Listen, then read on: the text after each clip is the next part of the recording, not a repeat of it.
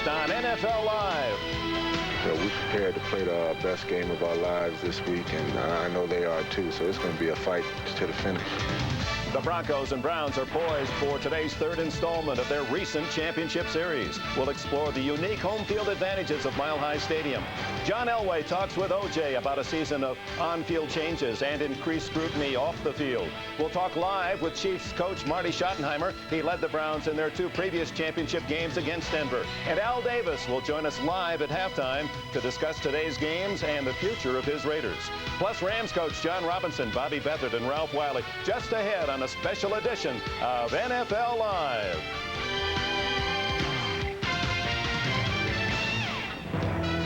Mile High Stadium in Denver, packed to capacity, ready to play host to the AFC Championship game for the second time in 3 years. In each instance, Cleveland has been their opponent. With the 11:30 a.m. Mountain Time kickoff, fans have been arriving since just after sunrise. The prospect of another trip to the Super Bowl has the Bronco faithful anticipating what may be a very special Sunday football brunch. A few hardy members of Cleveland's Dog Pound have also ventured into enemy territory, determined to see the Browns finally get past Denver for the conference title. It's another mild winter's day in the Rocky Mountains. Temperatures are expected to reach into the 60s during the game. And amidst this sea of orange, we welcome you to our NFL Live remote studio. Hello, everyone. Dick Enberg sitting in for Bob Costas, who came down with a severe case of flu early this morning. I won the late look-alike Bob Costas contest. A very close vote, by the way. I'll be joined by future San Diego GM Bobby Beathard, and of course O.J. Simpson and Ralph Wiley are on hand as well. Before we talk about today's championship game, Jerry Glanville is back in the news. The Falcons named him as their new head coach just an hour ago. Bobby, I know you're not surprised that Glanville got the job in Atlanta. No, we're not surprised at all, least of all Ralph Wiley, who predicted this a month ago. But Kenny Herrock, the head of their football operation down there in Atlanta, and I had been speaking all along, and he favored either Joe Bugle of the Redskins or Glanville, and the owner's son, I guess Taylor Smith, favored Glanville, so Glanville's no surprise. So the family vote. The youngster votes for Glanville, and he beats out Bugle. We'll talk with Jerry later on in the show. Now to the subject of Cleveland and Denver. Of the old-lined NFL teams, only 4 have not made it to the Super Bowl, and Cleveland, despite all the playoff experience, is one of those 4. Will this be the time? I think this will be Cleveland's year, but it won't be easy. The Denver offense is going to try to use 3 wide receivers and exploit a vulnerable secondary, and it'll create a mismatch, really. So they've got to contain Elway. It won't be easy, but I think Cleveland will prevail. A close vote for the Cleveland Browns, who hung on and very close game with the Buffalo Bills, who might well be in this championship game but for a few inches in Ronnie Harmon's hands. O.J. and Ralph have been on the field for the pregame warm-up, so let's check with them now. First, O.J. with the Broncos. Well, Dick, as you can see, I'm a little overdressed. The field is in perfect condition. It's dry and it's fast. The Broncos, offensively, they're sky high. As you know, all year they've been able to run the football, but they're real enthusiastic about their passing game. Last week against the Steelers, they were able to throw the ball at will. John Elway told me for the first time this year, they start throwing patterns that were their bread and butter patterns in the past. I've never seen Elway more enthusiastic going into a football game. Defensively, the key, Earl Legwood, defensive line coach of the Broncos, told me the key is to get to Bernie Kosar. They know this team will try to run on him like the Steelers did last week. They feel they match up well against him. They said we got to get to Kosar. So the key is look for this team, the Broncos, to run some stunts early in the football game. Hey, Ralph, how are the Browns going to handle that? It's not going to be easy to get to Bernie Kosar, Juice, because the Browns are not going to try to control the ball with the run, but with the short, controlled passing game. 3- and 5-step drops, the master of deception. Bernie Kosar is going to do it that way. Defensively, the Browns know that John Elway tilts this football field the minute he steps on it. They're going to try to get to him with some unique blitzes. Dick, back to you. Okay, Ralph, these 2 teams can certainly be excused for suffering from an acute case of deja vu. This will be the 3rd time in 4 years that Denver and Cleveland have met to decide the conference championship.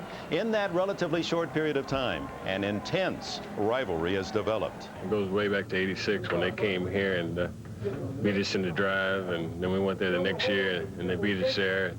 The Browns-Broncos championship trilogy began 3 years ago. John Elway orchestrated the drive, 98 yards in the closing minutes of regulation, and a Denver win in overtime.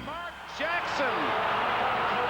1 year later, Cleveland's undoing was the fumble. Ernest Biner lost the ball en route to an apparent tying touchdown, and the Broncos prevailed again. I was going in for a touchdown, and Jeremiah Castillo, I'll never forget his name, stripped the ball away from me, and just went, after that, it was all over it, really. The thing that I remember most of all is the empty feeling that I felt after both of those games. I probably never felt like that before, and I hope that I never get that feeling again. We have no bad memories from those games. Obviously, they do. We won the games. That's all I remember about them. That's all I care to remember about them. It's uno mas game, I guess. That's what everyone's saying, and I'm looking forward to the challenge because it's always been a great rivalry to play against those guys.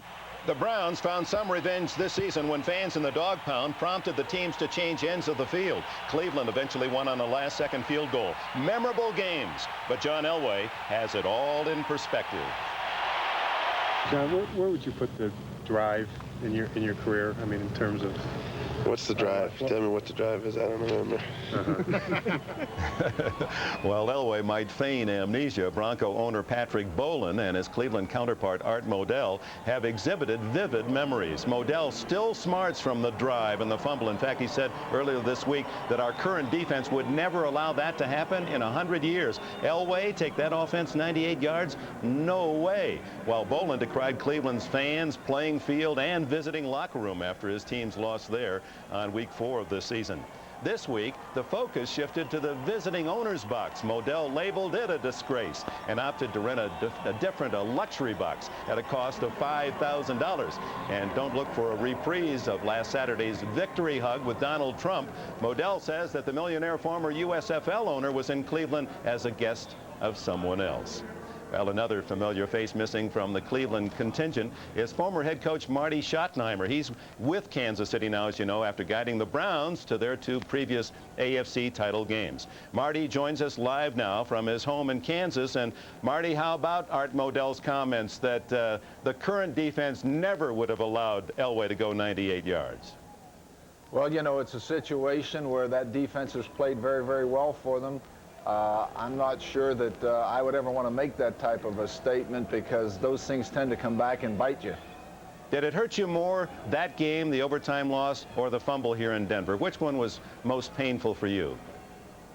Dick, they were really very much the same. The outcome is a loss, the frustration at the inability to take the final step to the Super Bowl. I don't think one was any more difficult to deal with than the other.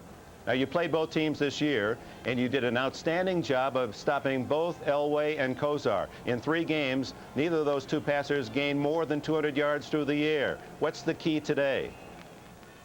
I think that the Browns' offensive line has got to take care of the middle of the pocket so they can ensure Kozar ample time to throw the ball. I think as you look at Denver, I think that they've got to be able to run the ball effectively. Cleveland is going to need to be able to focus their attention in pass coverage, and if they're effectively being run on by Humphrey, it's going to be a problem for the Browns defense. Thanks, Marty, who has already indicated that he'll be rooting today as a fan for the Browns. While the Browns and Broncos will decide one Super Bowl finalist, today's late game in San Francisco matches the 49ers and the Rams to determine the NFC's entry. Earlier today, I asked L.A. coach John Robinson if the rain in San Francisco would help or hurt his team. Dick, I don't know. It really has rained the last 2 days. I think there's a lot of water standing on the tarp. Depending on how they get that water off, if it seeps through, we're going to have a very wet field. I think if the field is muddy, you pretty much have to run straight ahead. I think cutting and sideways running becomes very difficult. Perhaps that hurts the 49ers. They're probably a better outside running team than we are. How about John Taylor and Jerry Rice and those short slants that killed you in Anaheim? Well, I would like to say the rain will eliminate those completely, but I don't think so. Have you planned any defensive changes to try to stop the long gainers? Well, the first time we played them, we kept them out of the end zone. They didn't score a touchdown. We feel we can certainly address that. They certainly are very good at it. All you have to do is watch the first 3 minutes of the Minnesota game to see that they can repeat those kind of things. But it's something we certainly are going to address ourselves to. So the Rams and 49ers go for it the 4th time this year. Coming up, O.J. talks with John Elway about life in a fishbowl as the leading sports figure in the state of Colorado. Plus, we'll examine the high anxiety of playing in the Mile High City. All that as NFL Live continues from the AFC Championship. NFL Live. The Wizard of Oz, Cleveland's great tight end Ozzie Newsome, warming up for what could be his final game. He told us he'll retire after this, his 13th NFL season. The Broncos hope to hasten his retirement, and one factor that may help is playing right here in Denver. Mile High Stadium has consistently provided a distinct home field advantage. Now, one of those advantages originates in the stands. Denver opponents have found that despite the league's new noise rule, it can be extremely tough to concentrate when Bronco fans get wound up, as the Steelers discovered last Sunday. Let's go to O.J. to find out more. Well, Dick, you talk about home field advantage. For my money, the Broncos enjoy the biggest advantage when they play at home. One is the altitude that you've heard so much about. The other reason is the stands, the noise. They can generate as much noise in this stadium as most indoor stadiums generate. One reason is because of the construction of the stadium. Instead of cement, the second story of this stadium, the upper deck, is constructed in steel. So besides yelling and screaming, they can stomp their feet. And if you don't believe that can get loud, well, just listen to this.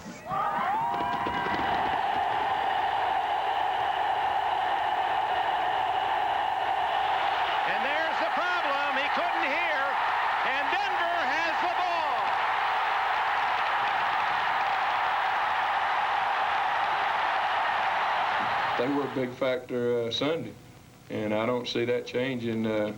In fact, I think there's more enthusiasm when it's a team that you, I don't know what the right word is, that you love to compete against. How can they get any worse than they were last Sunday against Pittsburgh? No, they can't get any louder than that. We're ready for that.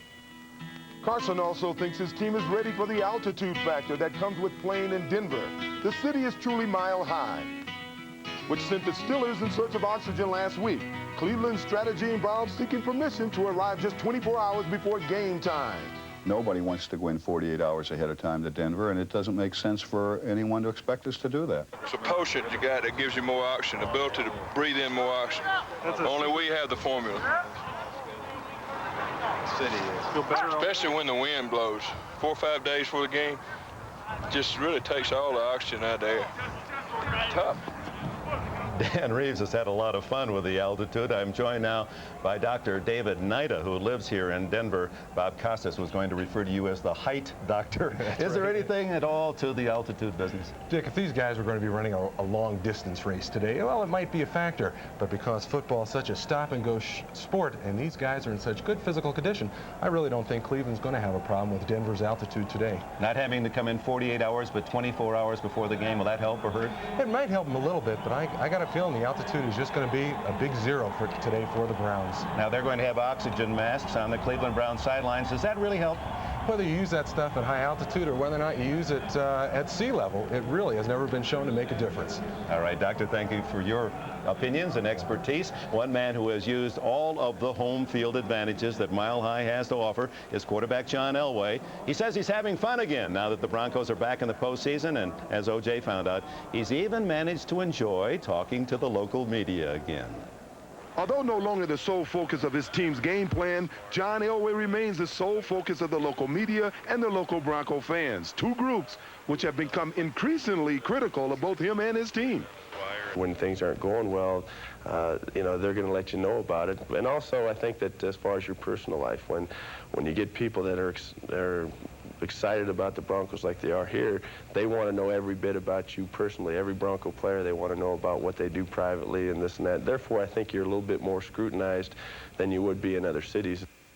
Earlier this year, that scrutiny got to Elway. He was being suffocated, he said, hounded by articles about what kind of candy his family gave out at Halloween and how much beer he drank.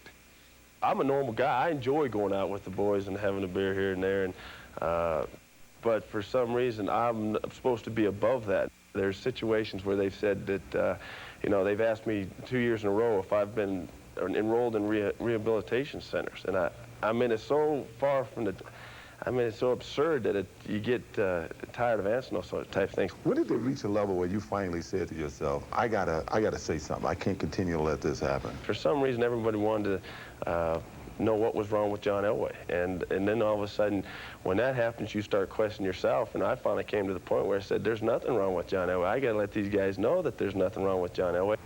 I'd like to be able for my daughters to be able to give out candy without Denver knowing what they're giving out, you know, and that's the only thing I guess I'm getting a little fed up with. But I also realize, and the bottom line is the fact that I know that comes with the territory, and being in Denver, the microscope is a lot smaller than anywhere else. After your press conference, for days, the local papers were filled with reactions, some for you, some against, but one was particularly, I think, is vicious. Let me read it to you. He wants us to buy his Jeeps, watch his TV show, purchase his video games, eat his candy bars, and then after we've spent all our money and time on him, he wants us to leave him alone. He's a hypocrite, a public figure who makes all the money he can from his celebrity, then screams that the spotlight is too hot. You know, that's probably the thing that I have the toughest time dealing with, because that's the last thing that I want to be known as a guy that doesn't realize what God's given him and not be thankful for everything I have. Maybe it's the 2 blowouts that we've had in the Super Bowl. We've got guys, writers actually here saying that, hey, we don't want them to go back because they're going to get blown out. Or is it a little fear associated that, hey, we had a great season and we're going to blow it all with Super Bowl on the horizon? I think that with the guys that are remaining, I think they look at it both ways. I think that it would really, if we were to get there, be a chance for us to vindicate ourselves from those 2 previous losses, and also get that big monkey off our back, because we have lost 3, and just to win 1 would really get that monkey off our back, and I think really kind of settle the nerves of all the fans and the people here in Denver. So, and plus there's also that in the back of your mind, you're also a little bit concerned, because the last thing we want to do is go back there and lose and have something happen like that again. But I'd rather have the chance and go to bat than not have the chance at all. And the Broncos indeed want to go to bat. They feel that they have no respect after those 2 dismal Super Bowl appearances. Coming up next, the new Atlanta coach, Jerry Glanville, and the Insiders will be back for their season finale. Bobby Beathard and Ralph Wiley are next as we continue from Mile High Stadium. Insiders, Bobby Beathard and Ralph Wiley. And our local viewers of this program have known for over a month that Jerry Glanville is no longer the Oilers head coach. And as Ralph predicted here officially, he became Atlanta's new coach today. Jerry joins us live now from Atlanta. And congratulations, Coach. And 5 years ago, you called Ralph guilty of shock journalism, saying you'd be in Atlanta. Was he really that prophetic, or was something set before you said goodbye to Houston? Well, really, I was most surprised the way this week unraveled. We're most fortunate to have this opportunity, and I met with Mr. Smith this morning at 9:45, and we sealed the deal with a handshake, and he offered me the job, and I accepted. You did not have the job before that emotional goodbye in Houston earlier? No, not at all. I actually did not have the job until 9:45. We headed over that way at 9:30. I was with Taylor Smith, and at 9:45 he said a handshake seals the deal with me, and I said it does the same with me. So we actually consummated the deal at 9:45 this morning. So Jerry Glanville, who had the Grits Blitz in Atlanta, as he was the defensive coach there for 6 years, returns to Falcon country. And there's good news and bad news. The bad news is the talent isn't quite the same as you had in Houston. The good news is Atlanta earned the #1 draft pick in the upcoming college draft. Whom might you select? I really haven't looked at the team or looked at any of the players. Really, I just met with Kenny Herrock and how he's going to attack that problem. And I really think I'm fortunate that Kenny has been building the team for a couple of years. Unfortunately for Marion Campbell, the team wasn't ready to win when he was here, and they've taken some bumps. And I think because of what's happened here for a couple of years, this job has now become a much better job. All right, Jerry, good luck to you in Atlanta. And Bobby, what about Glanville's successor, Jack Pardee, in Houston? Well, I think Jack Pardee was an excellent choice. I think that Jack has a big problem because his offensive coordinator at Houston University has been retained as the offensive coordinator at Houston. That's to prevent Andre Ware, or to help Andre Ware make a decision not to come out. And Detroit has said to me at the Hula Bowl, absolutely, they will not let Jack Pardee take June Jones. So I think his biggest problem is finding an offensive coordinator. And that #1 draft pick, whom might that be? Well, shock journalism is about to ride again, Dick. Keith McCants is obviously the finest college football player in America, the junior. He is going to declare Tuesday that he will be available for the draft. He does not want to play in Atlanta. Sorry, Jerry. He wants to play with the New York Jets or Bobby Beathard's San Diego Chargers. Now, he would prefer that a deal be made between the Jets and Chargers and Falcons so that he might play and get out of the South, because he's had a lot of travails, family travails in the South. Right now, his brother's in trouble, had been in jail, had fought with a policeman. His mother wouldn't even let him come home because the neighborhood was in such disarray. But he will declare Tuesday that he will come out. And Bobby, he'd love for you to take him to San Diego. You'd love to have him, I'm sure. Kickoff time is growing near, so I'm headed up to the game booth to join Bill Walsh. OJ will be back with the Denver player introductions in just a moment. Well, we're back here in the Mile High City. Players are ready to go. Let's go down on the field for player introductions. At left guard from Illinois, number 66, Jim Juriga.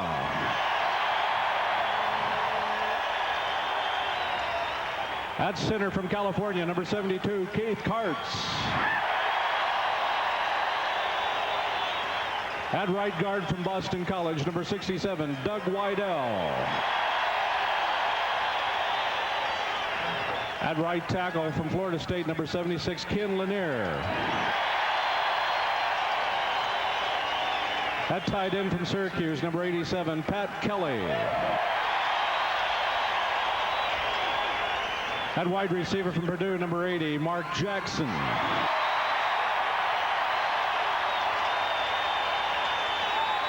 At quarterback from Stanford, number 7, John Elway.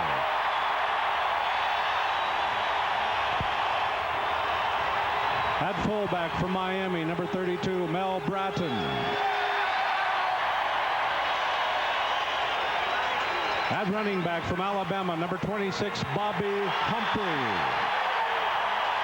And head coach Dan Reeves and the remainder of the Denver Broncos.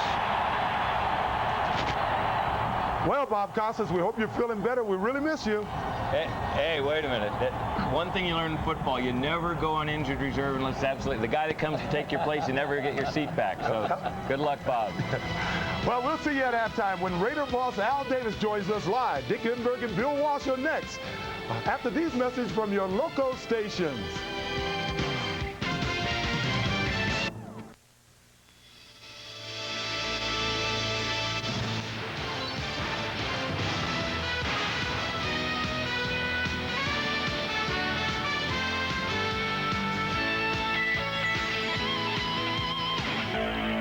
One of the biggest notches in USA's Rust Belt is hard-working blue-collar Cleveland, Ohio. Perched on the banks of Lake Erie, the NFL's oldest stadium, home of the Dog Pound, a collection of the league's most rabid fans.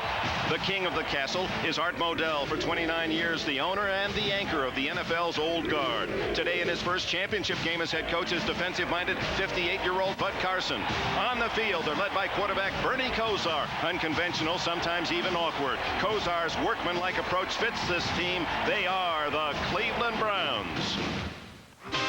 Erupting from the earth 1,500 miles to the west are the majestic Colorado Rockies. Springing from the foothills, the shining bright turtleneck city of Denver. This is the West, and Mile High fans bring a festive, almost collegiate air to their support. Five-year boss Pat Bowlen has emerged as a leader among the NFL's newer owners, the Young Turks. Denver's head coach, Dan Reeves. In 8 years, he has won 2 AFC titles. Their inspiration and on-the-field leader, fiery, competitive, and athletic quarterback John Elway. His bright smile and John Wayne style fits this team, the Denver Broncos. Twice they've met for the AFC Championship, and twice Denver has won. Today, for the third time in 4 years, these opposites attract. It's the Old Guard against the Young Turk. It's the unconventional side-arming style of Kosar against the rifle arm of Elway. It's Carson's hard-charging defense attacking Reeves' controlled execution. Two opposites with a common goal. It's iron-tough Cleveland against mountain-high Denver. NBC Sports presents the National Football League. Today, it's the AFC Championship game. The Cleveland Browns versus the Denver Broncos. An absolutely glorious football Sunday. The semifinals for the Super Bowl will be played in Denver's Mile High Stadium. Current temperature 52 degrees. It could reach a near record high for this date of some 62 degrees before day's end. Hello everyone, Dick Enberg with San Francisco 49er ex-head coach, Super Bowl champions of last year, Bill Walsh. Now we come down to the Broncos and the Browns, and what's the key to this game today? Well, we hear every year in each game like this, turnovers are the key, and certainly they are. Secondly, big plays coming from out of nowhere. Both clubs can make big plays. They have the receivers and the running backs to do it, certainly the quarterbacks. But the key for Dan Reeves is pass protection. The last time these two teams played, Cleveland dominated the line of scrimmage. And also for Dan Reeves, a real concern. Bud Carson's defense has really handled the John Elway offense every time they've played each other when Bud's coached that defense. So Dan Reeves has even a fear of that kind of a defense. So it's Elway versus Kozar. And earlier this year, Bud Carson's Browns beat the Broncos 16-13 and checked Elway, checked him well under 200 yards. In fact, only a couple of big passes by Elway got him into the 100s. At age 58, finally getting his chance, and John Elway looking for another opportunity. As he said, another at-bat. He wants to go to the Super Bowl, redeem Denver and the Broncos for their upsetting losses the last 2 years. Dan Reeves at his side, and the Broncos will get the ball first. Deep three turn, Ken Bell, and Bobby Humphrey is back there as well. Brian Wagner kicks it off for Cleveland, and this AFC Championship game underway, and Wagner hits it out of sight. It'll be a touchback, as Humphrey thought it would never come down. And here's John Elway. And the Bronco offense reads this way. A very young line, second youngest in the NFL. Perry, Juriga, Kartz, Wydell, and Lanier. Elway joined by that rookie tandem of Humphrey and Bratton. The two rookie running backs have been outstanding. Mark Jackson and Vance Johnson are the wideouts. Pat Kelly starts at tight end. This is how they'll look when they go to the four wide receiver set. Sewell comes into the backfield. Michael Young and Ricky Nattiel join Jackson and Johnson at wide receiver. From the 20, Elway goes to work. Bright sunshine of Denver. Elway comes out throwing and hits Vance Johnson for 6 yards. Mike Johnson, the middle backer, makes the tackle for Cleveland. The Browns defense includes 3 Pro Bowlers: Al Baker, Carl Hairston, Michael Dean Perry, voted in some areas as the AFC Defensive Player of the Year, and Banks from Houston also on the down for. Matthews, Johnson, and Grayson are the linebackers. When they go to the pass, Denver does. Mark Harper and Robert Lyons joins Minifield, Dixon, Wright, and Gash. The Pro Bowlers are Perry, Matthews, and Minifield. There's Clay Matthews. 2nd and 4, and Humphrey has a first down and more. Stripping tackles to the 33. Well, they came right out in a pass set, Denver did, throwing the ball. They're trying to cross things up, with starting out with multiple receivers, throwing the ball, and then finally handing off to Humphrey. So you see everyone has a plan. In this case, you'll see a break back between people right there with Humphrey splitting the 2 defensive tackles. Both people coming up the field to pass rush, Humphrey breaking between them, then breaking straight down the field. Great leg drive for a man just under 200 pounds. First down at the 33. Humphrey again, and he runs right into Al Bubba Baker, number 60, a veteran from Colorado State. He makes his home here in Fort Collins, Colorado. The Cleveland defense is an attacking defense. They're rushing the passer every down, coming up the field. Most often, trapping plays will work against that kind of thing. But running the ball directly at that defense, they penetrate before you get there, making it especially tough. Both coaches, Carson and Reeves, indicated that the team that passes well and best today will win, that's the key, that they both feel their defenses can stop the rush. And again, pass on 1st and 2nd down. Elway, 2nd and 11 shotgun. Blitz. Down the middle, wide open is Sewell. Steve Sewell still on his feet. He could go all the way. What an effort by Sewell, all the way to the 25-yard line.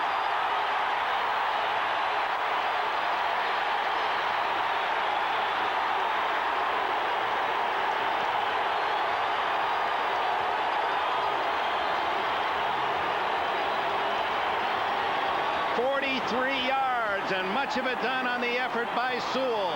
There'll be a break right inside, but the critical part is a blitz straight up the middle, and Cleveland talked about not blitzing, playing with a base defense. They blitz right away, unblocked. Gash doesn't get there. Sewell gets the ball. That's Elway at his best. First down at the Cleveland 25. Elway, the shovel toss to Humphrey. He has 5. He has 10. He has all the way to the 1-yard line. Bobby Humphrey, who almost scores. These teams are prepared. That entire sequence had been planned out to attack that defense, and everything has worked perfectly, impeccably so far. Now this will be a shovel pass inside with Elway throwing right here. Now watch the effort, the supreme effort these people are making in a championship game. That's why there's such a difference in intensity. Just as you're almost possessed running with that football. 23 yards, they spotted at the 2. First and goal, Denver. Humphrey and Bratton behind Elway. Humphrey.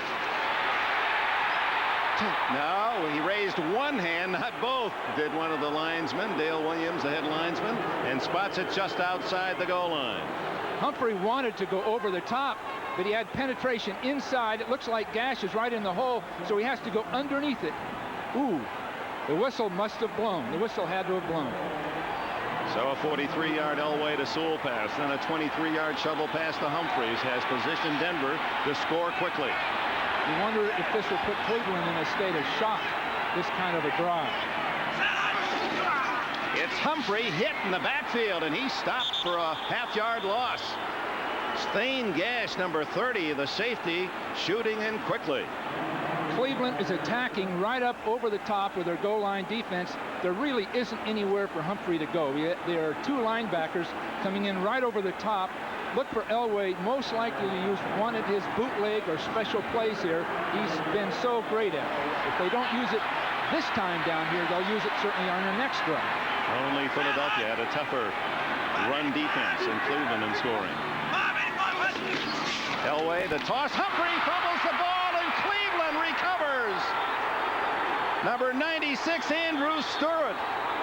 Stewart, a 4th-round draft pick, a rookie from Cincinnati, and how quickly things turn.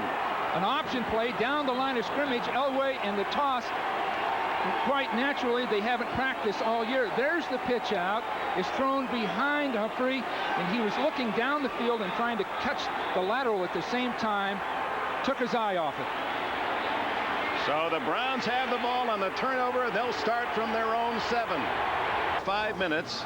Bud Carson saw the drive and the fumble, and his team has recovered and will start from the 7-yard line. And here's how Cleveland will set itself offensively with Bernie Kosar at quarterback.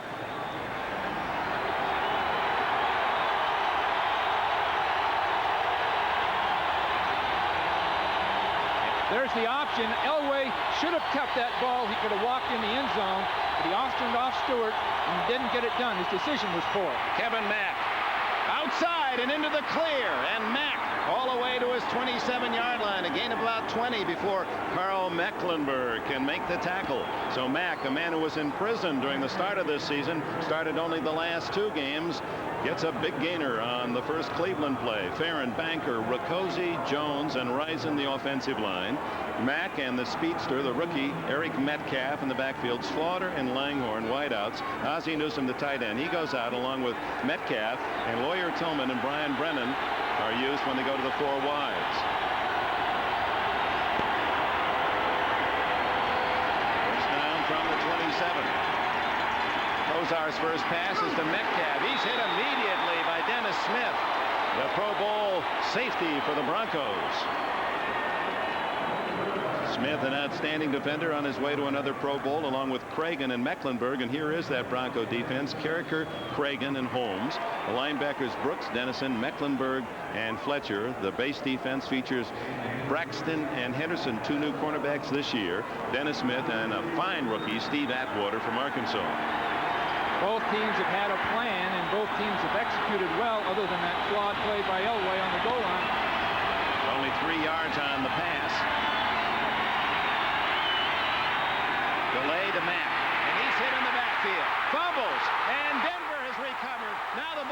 again, and Cleveland might have gotten it back. Kozar himself. Oh, my. Did he save the day? It looked as though the whistle should have or would have been blown at that point, but it was still up in the air for anybody. Kozar really kept his eye on that ball, because otherwise they'd been right back in the same position again. To get penetration up inside, they're going to run a draw play. The penetration, on both sides of Mack was there. Then the ball comes loose. Now, normally you'd get a whistle there. It wasn't blown. Fortunately, Kozar was there. Ron Holmes had it for Denver, lost it, and Kozar in the right spot. Now 3rd and long as the crowd increases the vocal intensity. Kozar deep down the middle, incomplete to Reggie Langhorne. Well, the adrenaline is really flowing right now. Both teams coming out with excellent plans. Both plans appearing to be very, very equitable, feasible to use. But both teams so hyped up that they're making mistakes, just physical mistakes related to emotion. Now that'll all calm down, and then we'll see which team is really the strongest. Brian Wagner, who punted more than any NFL kicker this year, nearly 100 times, 97, will root it out, kicking from about his own 10-yard line to Vance Johnson back at the Denver 35.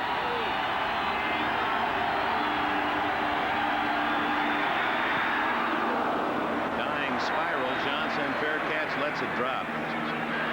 And it takes a Cleveland roll to the Denver 35-yard line. Timeout midway through the opening quarter.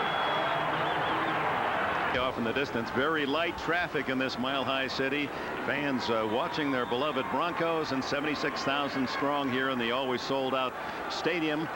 As Denver tonight had 1st and goal at the Cleveland 2, and then a fumble on the toss. Elway to Humphrey gave the Browns the ball. They start from the 35 this time. 7:57 left, first quarter. Elway, incomplete. Good coverage by Mike Johnson in front of Melvin Bratton. Let's go back to the fumble. Right, Dick. A play that may or may not make a difference in this game, we'll find out as the game progresses, is an option play. Stewart is isolated. Lanier does a fine job of blocking. You'll see the swing back, and you'll see Elway coming down the line of scrimmage. Now, as he comes down the line of scrimmage, he pitches the ball almost prematurely right there, and is fumbled naturally. Now, Elway could very well have kept that ball and just turned up the field, but that's related primarily of the fact that it's a new play and they haven't practiced it. Naturally, it's not bread and butter for Elway, but that could very well have made the difference. You knew that Denver was going to come up with something on that goal line. The injured Bronco is Pat Kelly, the tight end, and that is a critical injury because that's the one spot where Denver is hurting. Clarence Kay, the regular starting tight end, has a thigh muscle injury and does not start today. Kelly from Syracuse in his stead. You see Orson Mobley now, the 3rd tight end, as the Browns carry only 2. Broncos have 3, and Kelly appears to be seriously hurt. Clarence Kay, despite the thigh injury, wanted to go in, and Reeves has called him back. And Kelly was so excited. We talked with him 2 days ago at the Denver practice about his opportunity. It was his first NFL start, and it apparently will be a brief opportunity.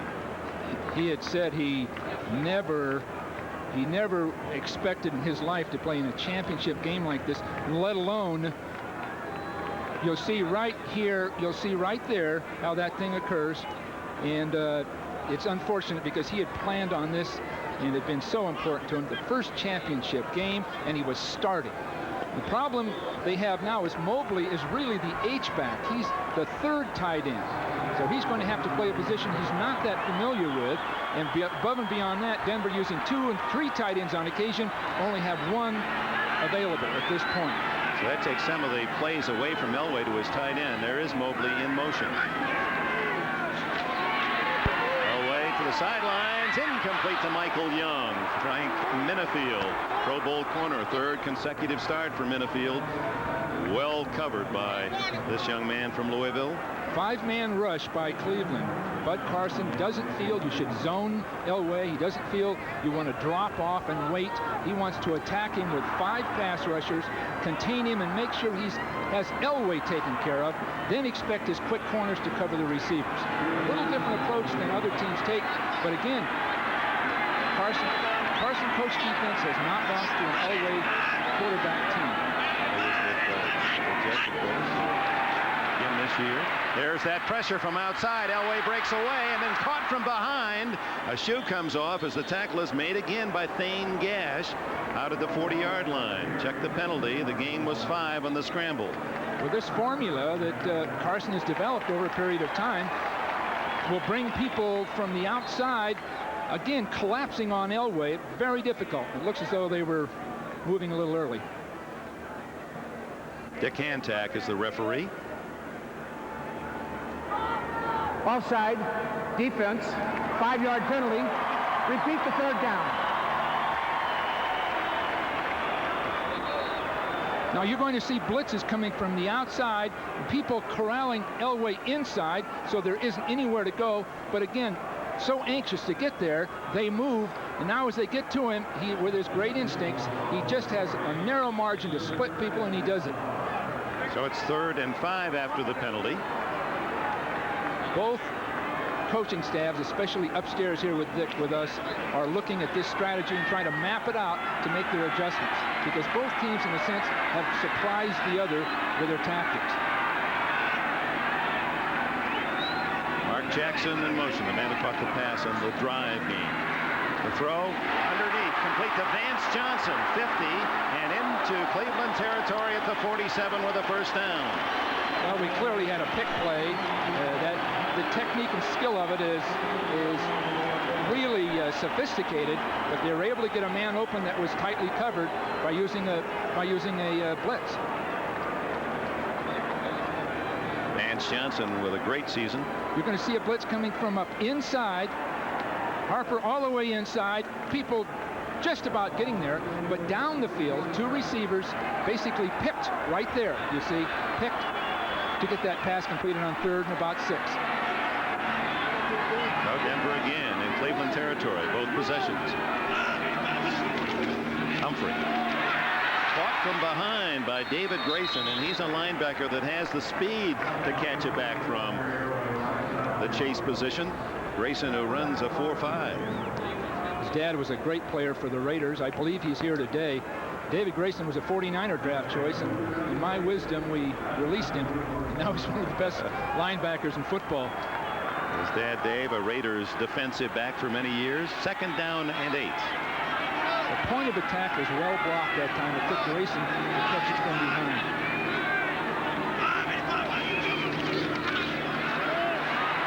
Matthews chasing Elway, who throws on the run, incomplete to Bratton, who was open. It was a little behind him. That's just what Carson wants. He's bringing 5 people, either a linebacker or a defensive back, plus the 4 defensive linemen, putting the heat on Elway, forcing him to move, and then expecting that they can cover downfield long enough. And that worked to perfection that time. You hear many coaches talk about their defensing a quarterback and they say, we want to contain him, keep him in the pocket. Carson feels just the opposite, that Elway isn't as effective when he just sets up in the pocket as when he is scrambling around. And when he's scrambling, Dick, they want him to keep scrambling. Elway's deadly if he can scramble and then stop and throw the football. There's never been a man like him in the game. Here they come again. And the throw complete to Johnson. Vance Johnson shy of the first down at the 39-yard line as Clay Matthews came back to help out Hanford Dixon. Again, blitzing from the outside, bringing extra people, and it worked because they didn't get the first down. You see Gash coming from the outside, number 30 right there. Elway has to throw quickly, and people are just close enough, including Matthews, to getting to the ball and stop the first down. So the strategy is very, very effective. I'm sure that Mike Shanahan's upstairs mapping out how they'll deal with that strategy. Moran with an average of 40.4, but his net is 34.3, and he's very good in these positions where he just lofts it toward the sideline, and we'll see where they mark this one. It'll be at the 15-yard line of the Cleveland Browns. Timeout. Exactly 5 minutes left in a scoreless opening quarter. This is part of the war games intrigue of professional football. Mike Shanahan upstairs, the quarterback coach, John Elway, saying, hey, that number 30's playing in the backfield. How do we stop him? Well, the key for this now is for Elway to throw the ball straight up the field and not throw those slants or those outs. Throw it up the field, either that or get more pass protectors, because there are more rushers than there are protectors at this point. Out the Browns with their second opportunity. They start from the 15-yard line. No score. 5 minutes to go. First quarter. Oh, almost intercepted by Tyrone Braxton as the pass thrown behind Webster Slaughter. Now let's talk about Bernie Kosar. Here's a man who's playing with more than his share of ills, and for a right-handed pitcher, he really has a bum arm. His elbow is heavily bandaged.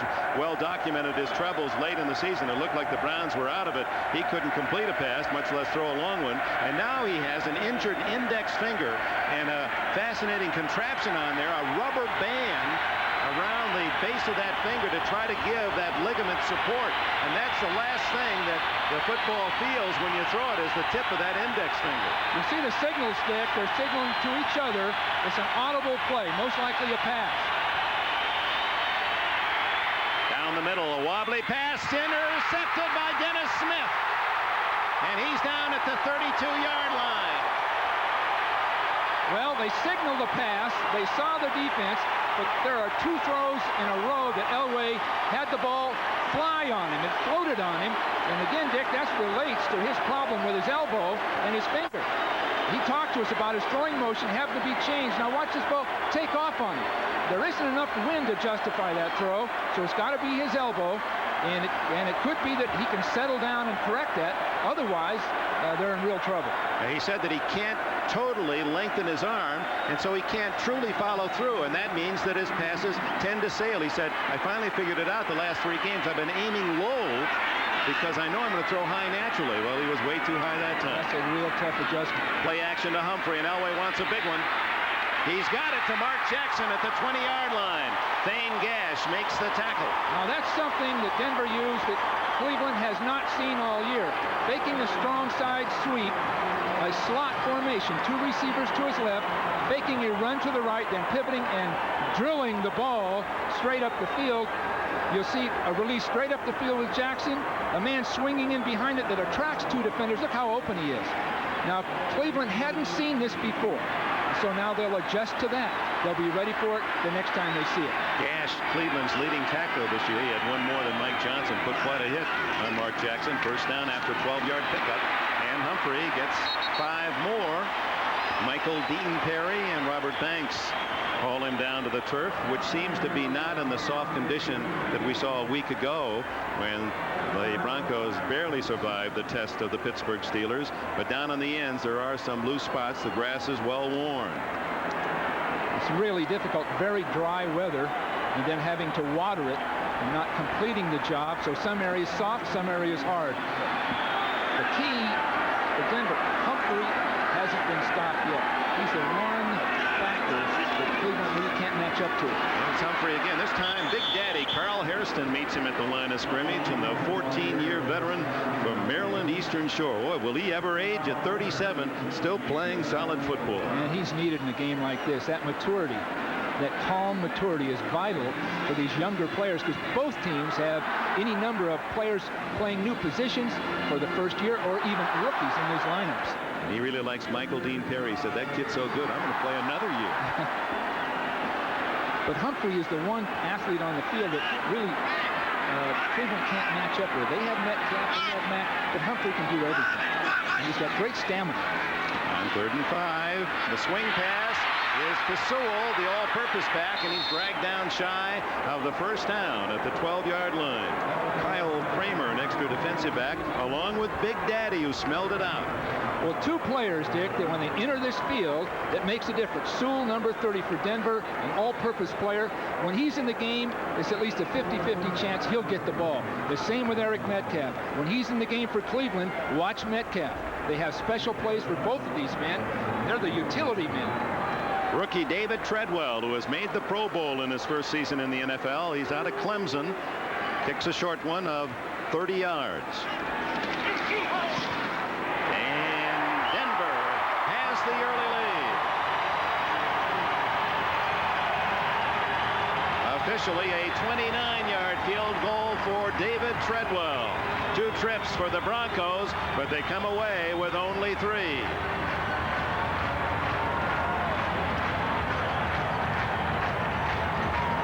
fans off in the distance east of Colorado, Mile High Stadium. 76,000 fans painting a bright orange picture as Treadwell, who has given the Broncos a 3-0 advantage with 2 minutes left in the first quarter, will kick it off. Eric Metcalf, who returned for a touchdown last week against Buffalo. Ever dangerous, this star from Texas, who has modeled his game after his talented father, Terry. And they line it low to try to get it away from Metcalf, but it bounces right to him at the 10. And he's back to the 30-yard line. Clarence Kay is in the game, makes the tackle.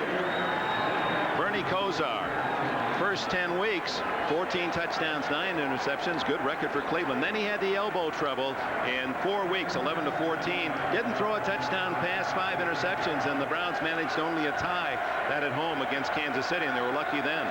And then he came back, and there's the contraption. Dr. John Bergfeld, the team physician, using a thick rubber band to try to give that knuckle support. The right index finger injured last week. So the Browns' hopes for the Super Bowl ride on a rubber band as Kosar watches Ron Holmes come into the backfield. Ted Banker moved that time. Again, the noise is such a factor in these games, as you know. Offense, number 74, 5-yard penalty, still a first down. But Bud Carson spoke of a silent count and how they practiced it. You'll see movement right here. Prior to the snap, a man lean, there it is. And that's all it takes. But they work a silent count with hand signals at the line of scrimmage. Last week, Pittsburgh collapsed under that. This week, we'll see if Cleveland can handle it. And in that closed end of Mile High, it's really noisy. Kosar, screen incomplete to Metcalf. Kosar's anxious at this point. Now, maybe he doesn't trust his arm. That time it was a screen pass that was developing well. He threw it a full count too early. Metcalf really couldn't get around to catch it. But prior, we've seen him overthrow too. So at this point, he probably, what's going through his mind is, how can I settle down and get my ball in there accurately and time it well? Because right now he's out of sync. Well, and that offside penalty right off the bat gives him 1st and 15, where if he wanted to go to the run already, he's in the hole. Right. And again, the point's well taken as Bud Carson was alerted to that. That defensive lineman with all the noise, and you know the opposition having trouble, they'll lean forward. They are allowed to move forward, and the offensive tackle thinks that they've heard the count, and so they react to it, and you get the easy 5. And he's going to the referee with crowd noise, talking to the referee. Interesting to see how that will be interpreted. See, now they've gone from trying to help the offense to actually penalizing the offense because of the noise. Incredible. At some point, Dick, this noise factor will be developed, because my feeling, the only way to deal with it would be some kind of an audio system in the helmet. The quarterback can talk to his team right from this point in the huddle until the ball snap, and everyone can hear the snap count. I think that's the only way we'll ever deal with crowd noise. There isn't any other way to orchestrate it. Tim Manoa now the back behind Kosar. Kosar just doesn't want a mistake here. Under pressure. Uh-oh. Incomplete. Webster Slaughter, and he was lucky that Wyman Henderson, who was covering on the play, had slipped, because that pass was floating out there, and Henderson might have had a shot at a big interception. Well, Michael Brooks, coming from Kosar's right, almost got there. He penetrated. Kosar had to hurry the throw. Again, he just missed it by inches. Just missed it by inches. Now you'll see him coming from the outside and getting real penetration. Kosar had to throw the ball a little early, and again, his accuracy isn't really there. There's that push coming inside. Fletcher had a hand on him, so that's how tight it is. Kosar again using that silent count, and the crowd making it very tough. The handoff inside is to Kevin Mack, and he gets some of the yards back out to the 27, 28-yard line, but the Browns will have to punt, and the crowd knows that it indeed is a big factor again today.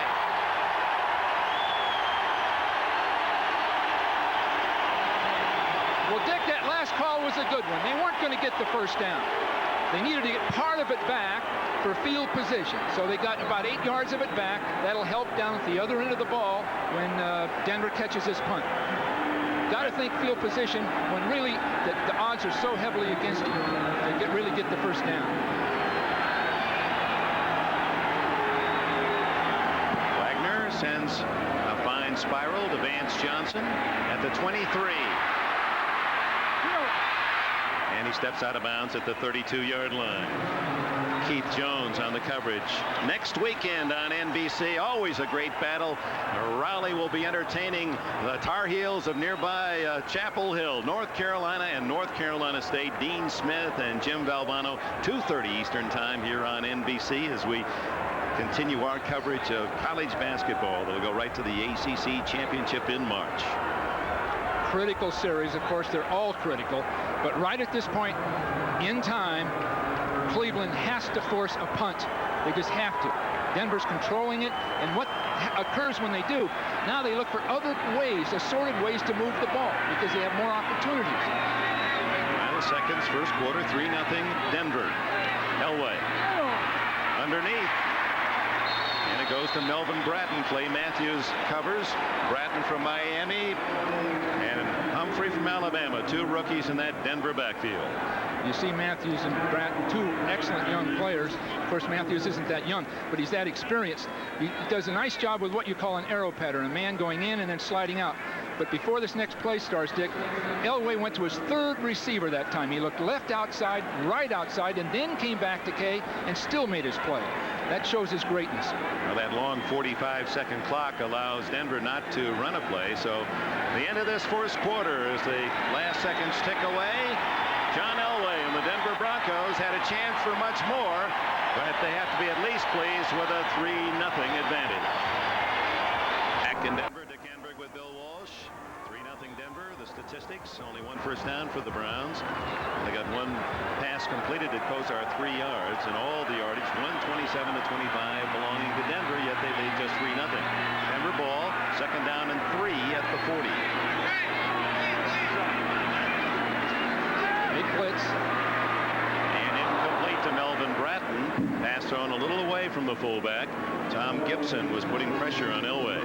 They're really disrupting the Denver attack, but Elway's brilliance is getting some plays developed. But again, Cleveland has a plan, and they're going to try to bring people and disrupt Elway to the point that he has a man coming up inside on him. He'll be picked up. Matthews will be picked up here finally. You see, no, he really wasn't. He just couldn't get there because Elway gave ground. The strategy's good, but until Kozar can get it together, Cleveland's going to be at a distinct disadvantage. This is Matthews zeroing in on Elway, who steps forward and goes long. He's got Natil in the open, incomplete. Natil slowed up, thinking that perhaps Elway wouldn't reach him, but with that gun of Elway, he had plenty on it, incomplete. Felix Wright, who intercepted 9 passes to lead the NFL, yet was overlooked in the Pro Bowl balloting. Didn't make it. He was very disappointed. Said, I don't know what else I can do. Almost led the team in tackles and led the league in interceptions and still didn't get to the Pro Bowl. You know, he was really outgunned that time, though. He didn't have near the speed to stay with his receiver.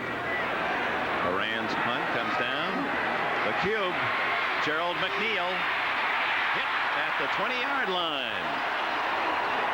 Well, Kozar has to get it together now. I'm sure they've talked to him, trying to isolate certain kinds of things for him to get his rhythm back and to get into sync. But at this point, he is yet to really be in sync. The running game hasn't been there. So really, I think Cleveland's defense has done an adequate job, but offensively, they're putting so much pressure on their own defense that they're finally going to have to move the ball. That's all there is to it. You see the configuration of Mile High Stadium. At least Cleveland is down where there are less fans. Not that they won't be making noise, but he's away from the closed end where that noise has no place to escape.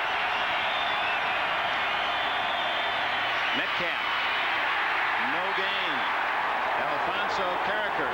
In the rebuilt Denver Bronco defense, Carricker from Florida State was picked up from Green Bay as a plan B. And Ron Holmes, who was the #1 pick out of Washington by Tampa Bay, who was acquired on a #4 draft pick. And those 2 men now are anchoring the defensive line and have done an outstanding job. And boy, has it shown improvement statistically. 20th in points allowed last year to the toughest in the league to score against. Total transition. Part of it, Wade Phillips. Part of it's the acquisition of players that better fit the style. A fake reverse. Metcalf keeps the ball for maybe 3. Metcalf is the last play and this one, both repeating with him with the ball. He's stopping and starting against this defense that flows so succinctly together. There isn't anywhere for him to go. He stops and starts, nowhere to run. Wade Phillips told us he was a bit disappointed that he didn't get the Houston job. He thought he might have a chance to be the head coach there. Jack Pardee now the new Oiler mentor. But I said, well, there are still some openings. He said, you know, I'd always liked New York. Well, he's got plenty of time. He's a young man yet. Every year of experience he gains, it'll help him that much more when he does become a head coach.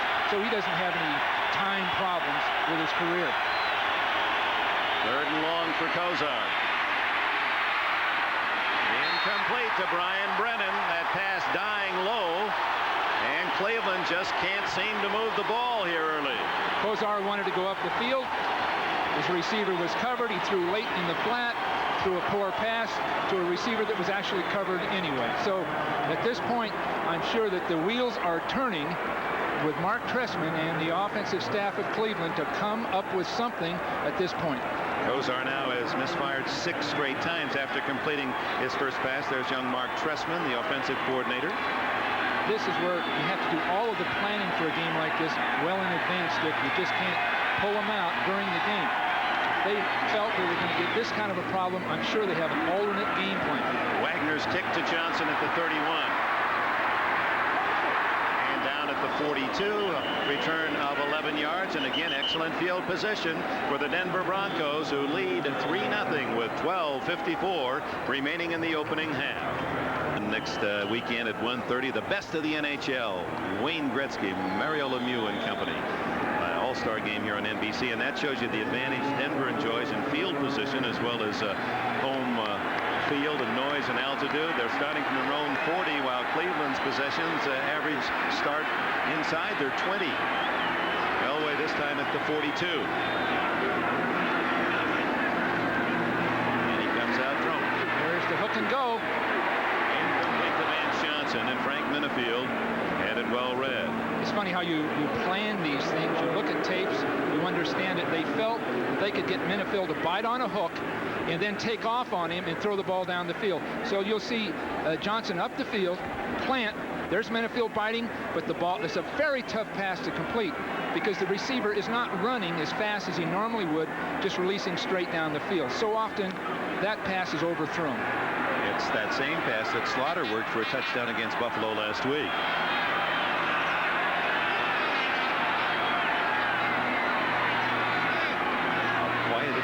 When Elway's calling his count. Again, all kind of pressure. And he extricates himself and then throws incomplete to Bobby Humphrey as Chris Pike, 305 pounds of Chris Turnpike, had Elway. Well, I would think they'd have blown the whistle. It looked like he was in the grasp twice before they blew the whistle, but I guess he got it away. They blitz 6 people, and again, you're going to see people coming up inside. This is the safety. They're going to bring people up inside. Now, actually, he's going to be covering in the flat, but other people are going to be coming up inside on him. And you see 6 people, so every running lane is thoroughly congested with a defender. The offside, flags are down. Elway a free down, incomplete. Again, they were getting to Elway, who was about as successful as any quarterback with that offbeat count of his in drawing the opposition offside. He's absolutely expert. It didn't look as though those people, although they moved, were actually offside. Well, 5 yards. It'll be 3rd and 5. These are the kinds of things that disrupt the game. Cleveland has an excellent plan, but to make sure that it runs efficiently, people... Offside. Defense, number 92. 5-yard penalty. Repeat the down. 3rd down. Elway's going to, in straining, he gets his head to move, but it really didn't look like people crossed the line of scrimmage. Interesting call. But Elway has, as you point out, Dick, a way of kicking his head in a sense, just jerking it as he's calling out a snap count, and those defenders see any movement, they're ready to go. 5 people. The throw incomplete. Well-timed tackle by Felix Wright as he jarred the ball from Ricky Natil. Wright saw that all the way and attacked it all of Ronnie Lott. He really got to it. Well, Wright, quite a story. Who was not drafted out of Drake. Well, you see the break inside, and look at this man attack the play. Perfectly timed. Again, Elway has an unblocked man all the way. That's a late hit. Late hit. The ball, to hold up once the throwing motion is completed, it's to be called if they hit the quarterback. Moran lines his shot downfield and into the end zone, and Cleveland will start from its 20-yard line. So again, deep in its own end, the Browns have the ball, have not been successful offensively, but they've held Denver to just 3. It's an Indian summer, January Sunday in Denver, Colorado. The Broncos leading the Cleveland Browns 3-0 with 12:25 remaining in the opening half. And now the Browns fans will go to work, or the Denver Bronco fans will go to work and try to disrupt the opportunity of Kozar for his signals to be heard. The silent count you can see anytime after. Oh, that looked just like last week, but Kozar picks it up and throws it incomplete. Henderson and Braxton. It was Braxton with a near interception. The silent count is up to the center, Raposi, to snap the ball in an interval much like using the voice, a verbal count. So he'll snap it at that time interval, but Kozar took his eye off the ball. He looked down the field, and all of a sudden the ball was at him. This identical thing happened last week with Pittsburgh. He should get up under that center. He's just as effective in there as he is as a shotgun. The silent count is on. It's a blitz. And the throw to Brennan, who gets out to the 26, where it'll be 3rd down and 4. Now remember, the Browns on the first play they owned the ball had Kevin Mack run 19 yards for a 1st down. That is their only 1st down of this opening half. 12 minutes to go. No huddle, Dick. They're trying to get a standard defense out of Denver. They don't want those sophisticated defenses.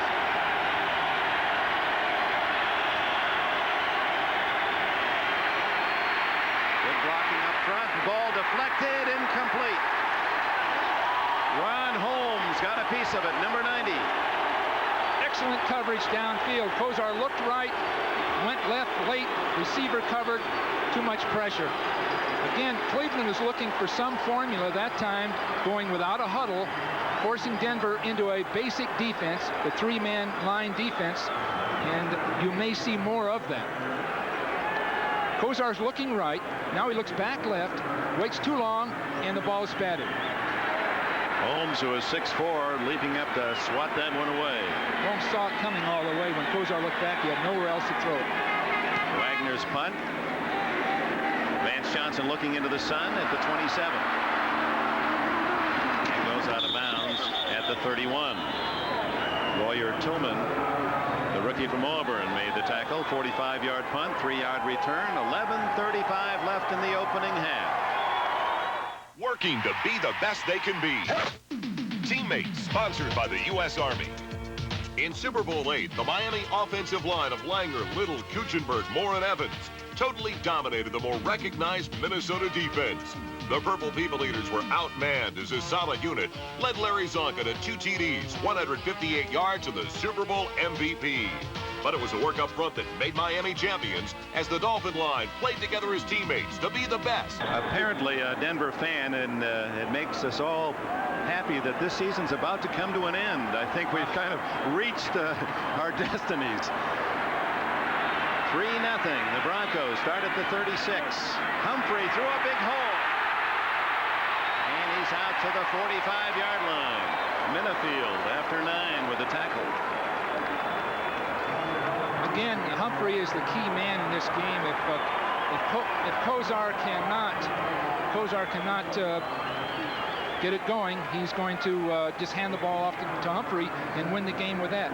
Now, we can't see the backs, but you'll see a lead back coming through, and then Humphrey breaking up and out with excellent blocking inside, with the defensive line running a stunt, basically to stop the pass.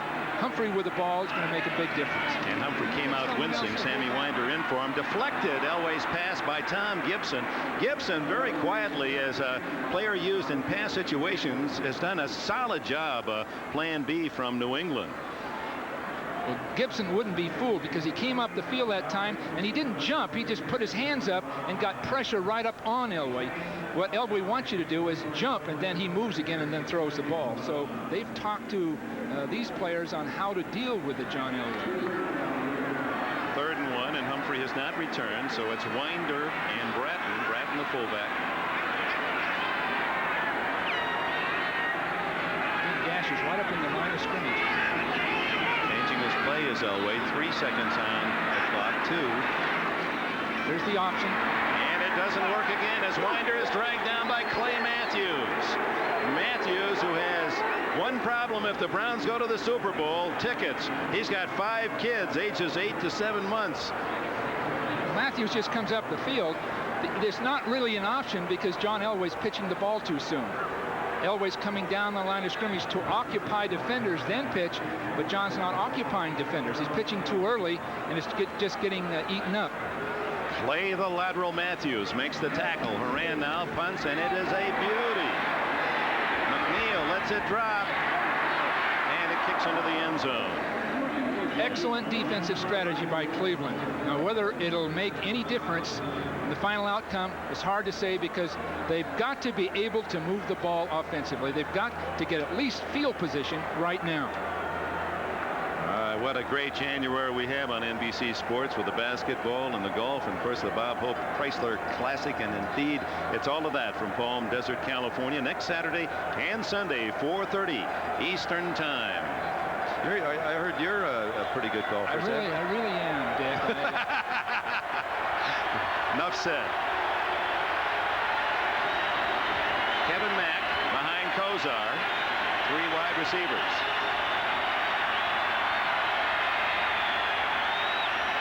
And it's Mack. And he has 3 yards, twisting from Simon Fletcher, number 73. Cleveland with multiple wide receivers trying to spread the defense, then hand the ball off to Mack. I'm sure they're looking at the entire length of that game plan now to come up with answers against this defense. Webster Slaughter, the leading receiver for the Browns, number 84, and that's Henderson on him. Excellent technique by Slaughter.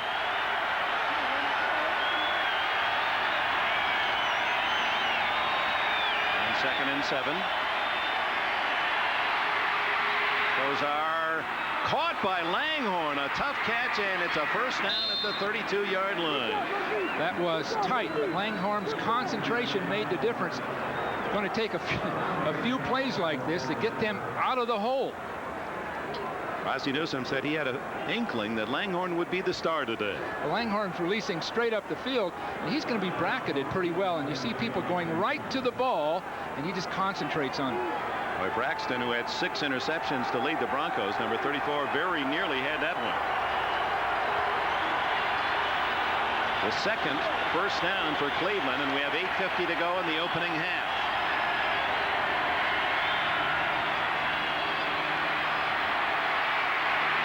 Underneath, incomplete to Langhorne, well covered by Mark Munford.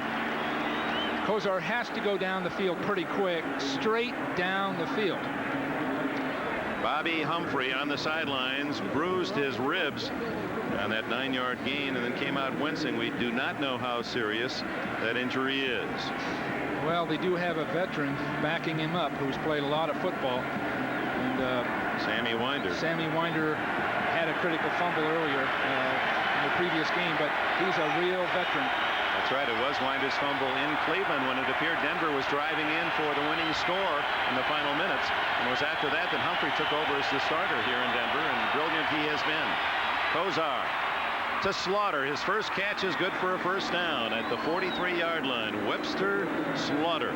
Beautiful. It was Rod Woodson last week called this man arrogant. He said, I don't like him. I don't know any of the cornerbacks who like him. I said, did you vote for him in the Pro Bowl? He said, yeah. Well, here he is releasing down the field, straight down the field. You see Henderson dropping into a zone. So Wyman Henderson was acting as though he was in a bump and run man coverage, then ran out of there. And it was a beautiful throw and a well-timed play. Those are the kinds of things you develop over the years, training camps and otherwise, until they're automatic. Slaughter to the bottom of your picture.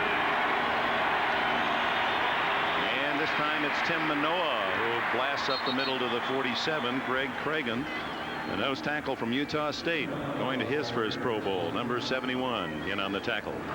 Bud Carson, do you feel for him at 58? You watched him in the press conference. You've watched him all season long. And in a way, you've kind of agonized with the difficulties that he could not anticipate, even though he's been in the game for 35 years. Well, he's had all the coaching experiences needed, but the other forces that work on the head coach outside the playing field itself have been wearing on him. There isn't any question about it. Saddle under center is Kozar, and he throws incomplete to Slaughter on that quick slant. Mecklenburg was in the thick of that one.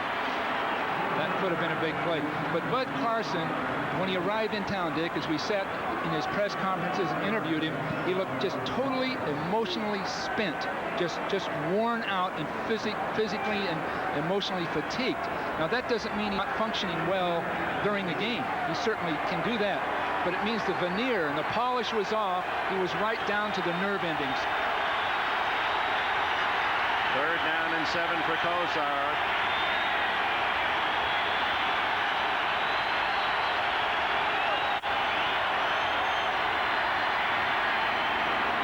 Wide open is Brennan, and he got his feet down in front of the Denver bench. It's a catch and a first down, and Cleveland, for the first time in the game, is in Bronco territory. Well, now they're getting their composure back, and the simplest pass sometimes is the toughest to complete. But again, it's Henderson on him, dropping straight back, and then the break is so sharp by Brennan. You see Henderson get off balance, and the ball being thrown with perfect timing by Kozar. And they may be reviewing the catch to see whether Brennan got both feet down along the near sidelines. Let's take another look. Perfectly timed throw, both feet down. And it was a good catch. Certainly. And Kozar seems to be sharpening his game. Antac changing the game clock.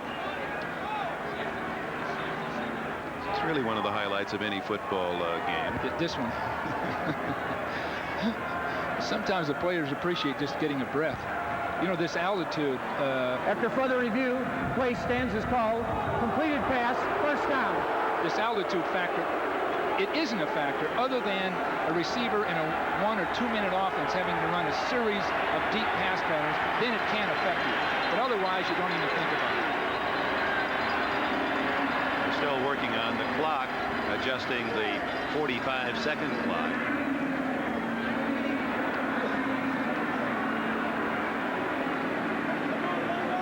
In case you're just joining us here at Mile High Stadium, on the first possession, the Denver Broncos moved quickly downfield and had a 1st and goal at the Cleveland 2-yard line.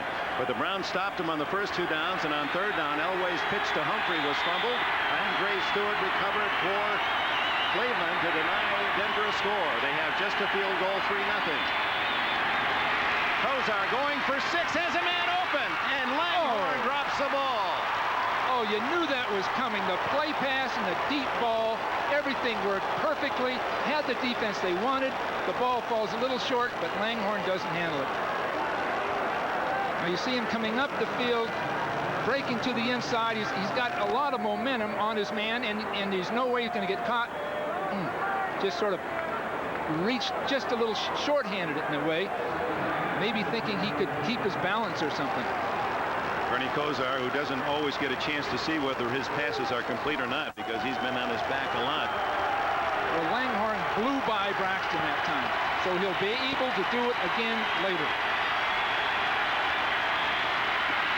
Kozar to the sideline. Slaughter. No, he was out of bounds. Didn't get that second foot down. That one basic play, a timed square out, Kozar's hit perfectly every time he's thrown it. Now, this is so tight, so close. The ball's caught.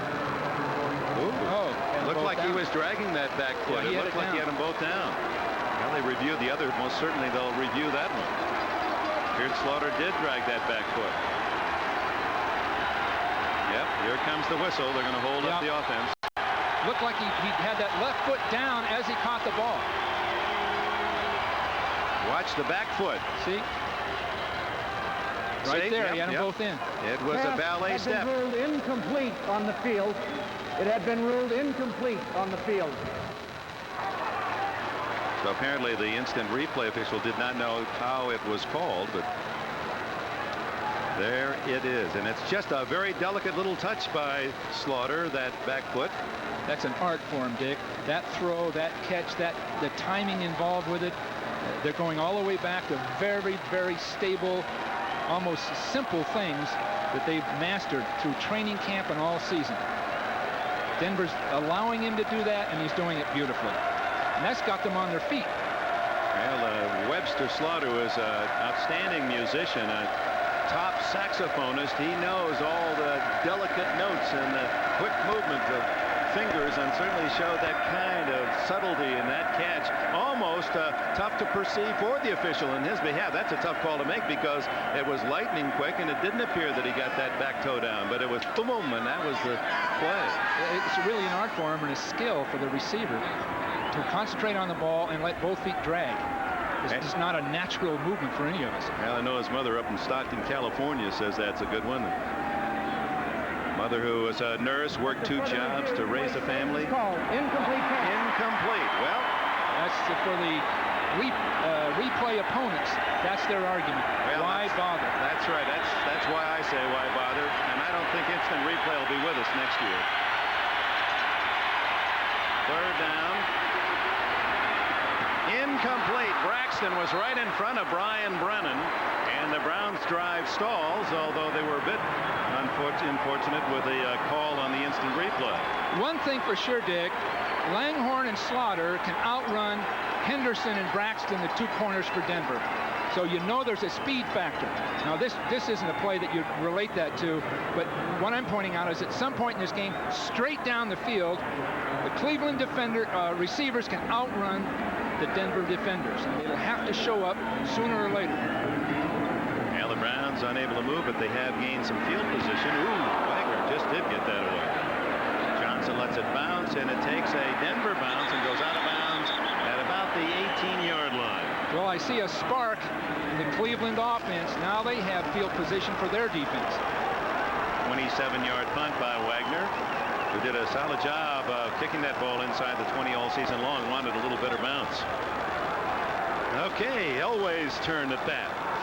When Denver's using 2 backs in the backfield, basically a running formation, Cleveland has a specific defense they call.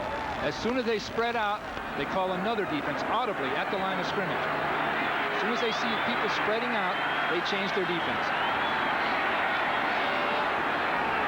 The shifting after Elway gets under center. There's that same play fake. He's throwing back the other way, wide open again. Mark Jackson at the 30-yard line, about 12 yards on the play and a first down. They spoke of this fake to the tight end side, away from the 2 receivers. You see the fake. Now Elway will come right back, then drill a hook pattern to the backside of it. And what is happening, Cleveland's sort of relaxing a little bit and letting people catch the ball in front of them. That's Mrs. John Elway, Janet Elway, a fine athlete in her own right at Stanford University, where she set the individual medley records, pulled records in the 200 and 400. Incomplete into a crowd. 3 Browns surrounding the intended receiver, Vance Johnson. I really like the way that Gash is playing and Ryder playing, the 2 safety men for Cleveland, because they're coming right up into passes that are thrown in front of them and are really a factor. You see the hold up right there, but you watch the safeties come right up inside and are right there to make the play.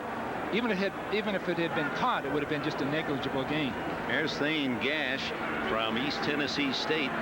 He had 3 interceptions this year, 2 for touchdowns, and led the team in tackles the 2nd year.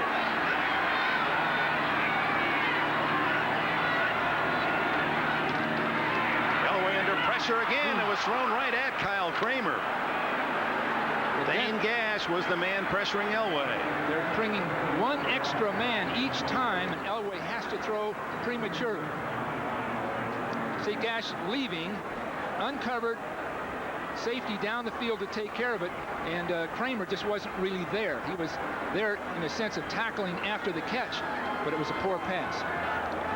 Oh, gee. You don't know whether she's watching the pass or watch this. What happened to Elway? Man. So, again, Cleveland is keeping Denver off balance. But one big play can break this thing wide open. One big play. It's 3-0 Denver. Here they come minutes again. to go. First half. Elway has a man wide open. Michael Young. Young, the former Ram, has a touchdown.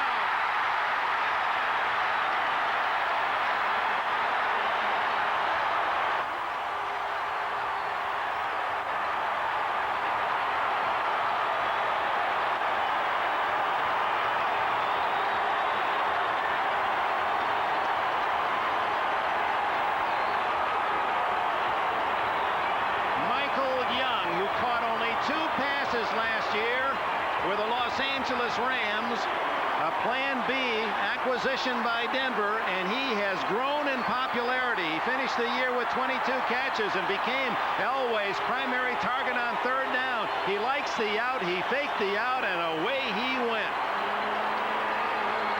Well, Minifield was beaten right at the line of scrimmage, and we'll have a look at it as soon as we get through with this. Treadwell makes it 10-0. And here's why the play worked. We talked about one big play, and there it was. One error, this time by a Pro Bowl football player, Frank Minifield, and he's going to be right here, and it's going to, the difference will be as the ball is snapped, you see Minifield try to hit Young right at the line of scrimmage, and he misses him. Right there, and he loses him. Now he's knocked off balance. Young's totally uncovered going down the field.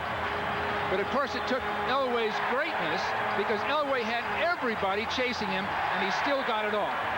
There's the contact right there, but Minifield loses. It's really a risky form of playing pass defense. But again, you have to give Elway, again, an endorsement of his greatness, because he had to run out of the pocket and throw on the run.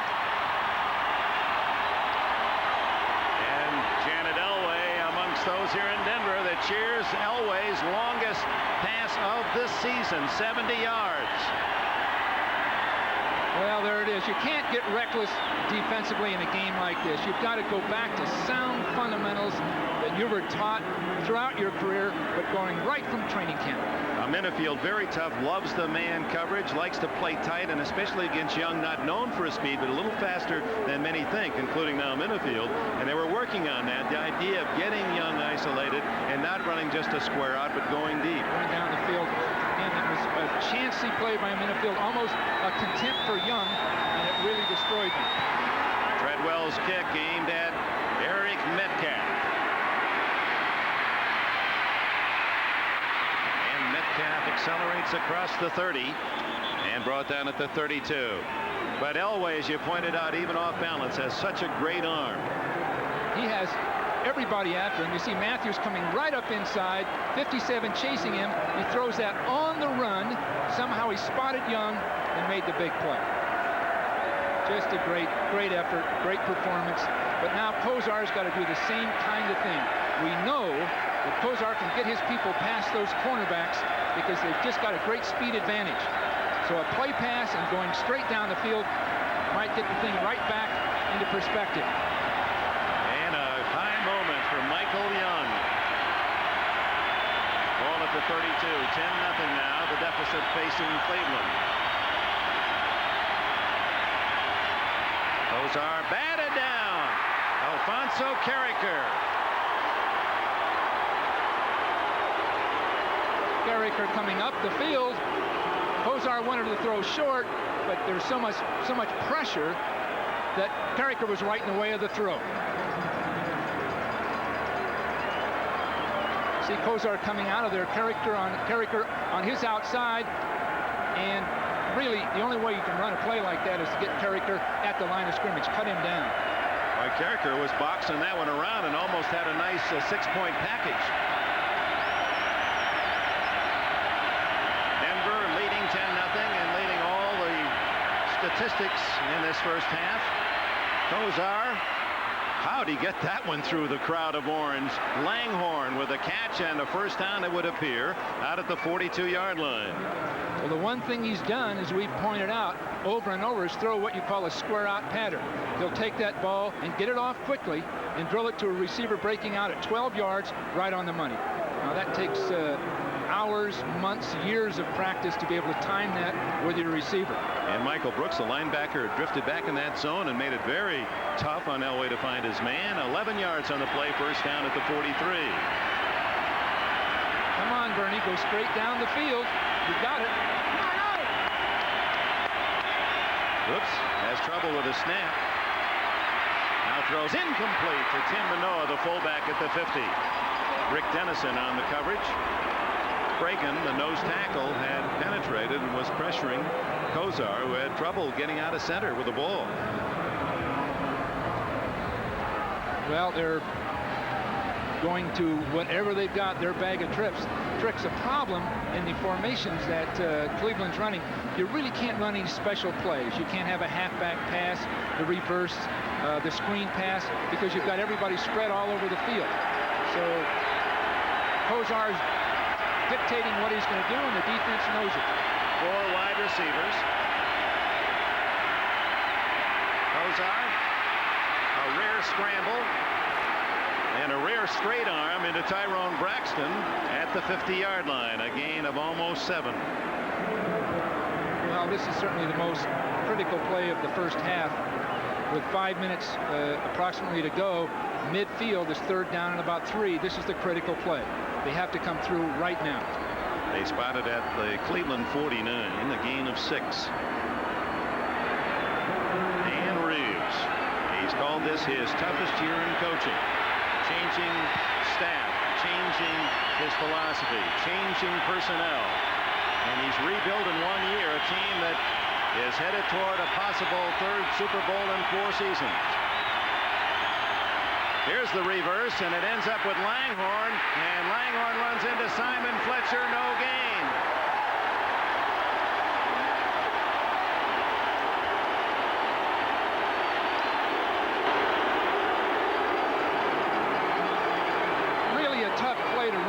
Situation. They tried a fake sweep, then a reverse coming off that. But the problem in a situation like that, on 3rd down, the defenders are coming up the field to stop a pass. So they're right in the way of any kind of a reverse. That's strictly a 1st down play, and he went to it on 3rd and medium, and the pass rush itself stopped the reverse. There's a coach that had worked on that in practice.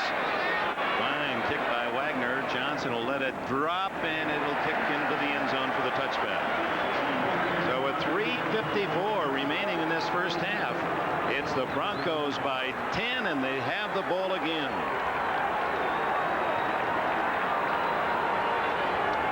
Plenty of time left for Cleveland to get the ball back. Use their timeouts, get the ball back. And Kozar honing his passing game. Here comes Elway, who has not had a year that he was very proud of. He said he can't help but be disappointed. 18 touchdowns, 18 interceptions. He said, but going into the playoffs, this is where it's fun now. It's a game again. It's not just a business. Play action. Ooh. And incomplete as he throws to Vance Johnson. So with all that time, no one worked free. Good coverage by Cleveland. Well, into the eyes of former Raider coach Mike Shanahan, as you all well know. Coached last year with the Raiders head coach in the first half of this season, fired by Al Davis. And Dan Reeves says, sure, as a former assistant, I'll take you back as the quarterback coach. And things seemed to perk and pick up as he rejoined Elway, a close friend. Well, it's almost like Shanahan's a guru for Elway. They just communicate so closely, and they have a feel for each other related to what's going on in the game, and how to prepare for the opposition. So that combination of chemistry incomplete pass. They didn't use much time off that clock. 9 men on the line of scrimmage for Denver, and one of them invades and slams into the ball carrier in the shovel pass. It was Robert Banks, number 97. Winder didn't have a chance. The Banks wasn't going to buy it. They wanted him up the field to pass rush, and he could not really get it done. You'll see him coming up the field right into the heat of this pass. So they naturally assumed that it would be taken, but he comes right up underneath and just nails it. To Winder's credit, he did not fumble. 3rd down and 10. Good protection. And the pass is complete to Sewell. It'll depend on the spot. Now they're going to mark it at the 29. That will not be a first down. He tried to squirm forward out of the grasp of Thane Gash. But it, well, no, now they're going to mark it right on the end line. He had first marked it with his foot about half yard shy of the 30 and then replaced it at the 30. Really appeared he was clearly down before they spotted the ball, before he got to that line. You see him come out of the backfield, break to the outside. Beautiful move on Gash. Beautiful move. Now Gash, the only thing he can do is catch up, but he's down there. He's touched. The ball didn't cross the line before he touched him. Another tough call, but the official says first down for the Denver Broncos with 2:45 left in this opening half. The Broncos lead 10-0, and it could be even greater. The little things. We've always heard that about any sport, but the little things. Just the placement of that ball. What a difference. Cleveland would get it back. Instead, naturally, Denver has the ball. So those little things like that, you have to overcome. Sammy Winder stopped right at the line of scrimmage by Thane Gash, as Bobby Humphrey, we understand, has now gone back to the Denver locker room for x-rays on the ribs. A reminder to our viewers, we'll be selecting the Budweiser Most Valuable Player in today's game. We'll announce that near the conclusion of today's contest, as the clock ticks down to the 2-minute timeout. John Elway and the Broncos are riding high in this first half, 10-0. The comparison of the two starting quarterbacks, and the numbers, of course, favoring Elway. 205 yards to 51. And one big touchdown throw, 70 yards to Michael Young. Second down and 10, Denver. 2 minutes left, first half. The Broncos by 10.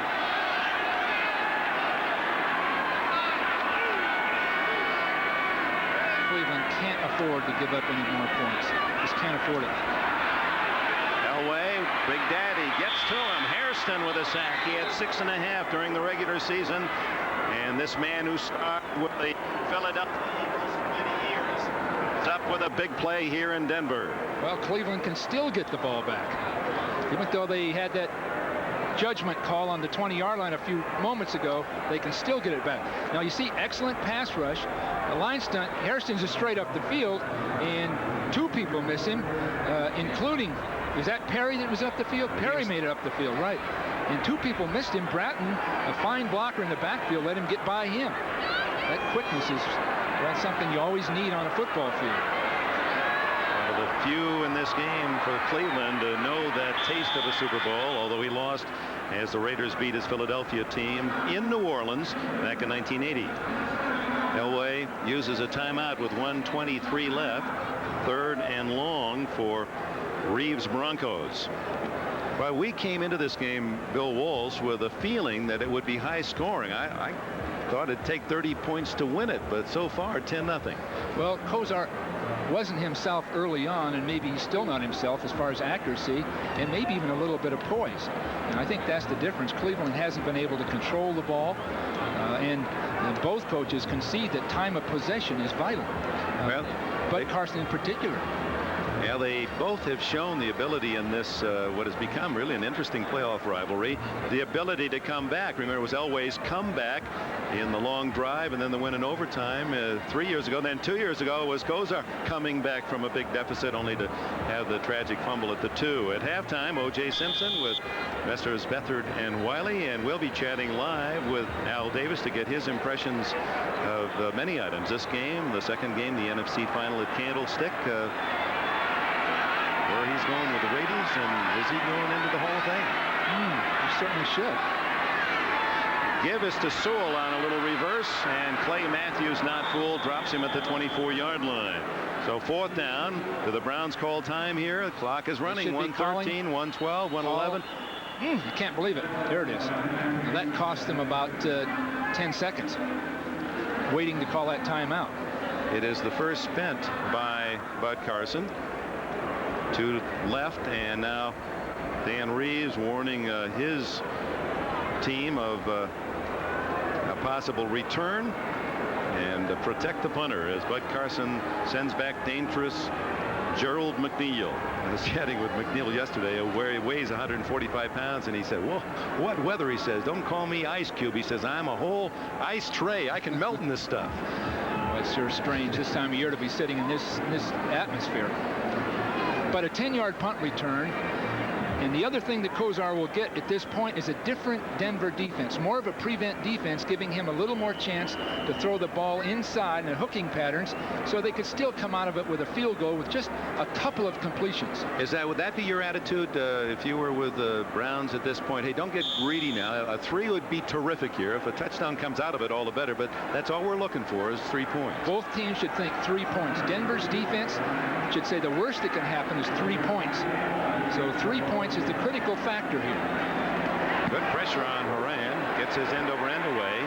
McNeil took a fair catch with only one man downfield at the 29-yard line.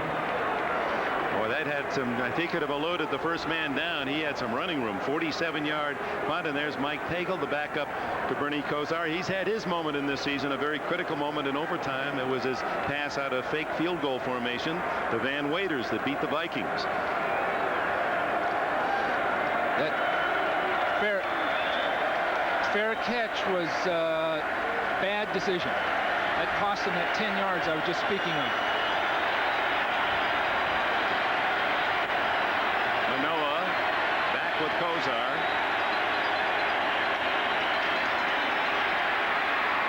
The guns incomplete to Slaughter. When this game's over, Dick, and if Cleveland were to lose, those are the kinds of things that would just haunt a player, because you take it upon yourself as a player, anything that goes wrong where you don't really play up to your greatness. And this is a case of a ball that was drilled in and just took his eye off it slightly. Third drop by the Browns, the biggest being by Langhorne. It was close to the Denver goal line when he dropped his opportunity. Kozar tackled from behind. Ron Holmes. Well, one more try on third down. Kozar is taking an inordinate amount of time to get the ball off, even with that last pass. So he's looking up the field, and he's not confused, but Denver must be covering especially well.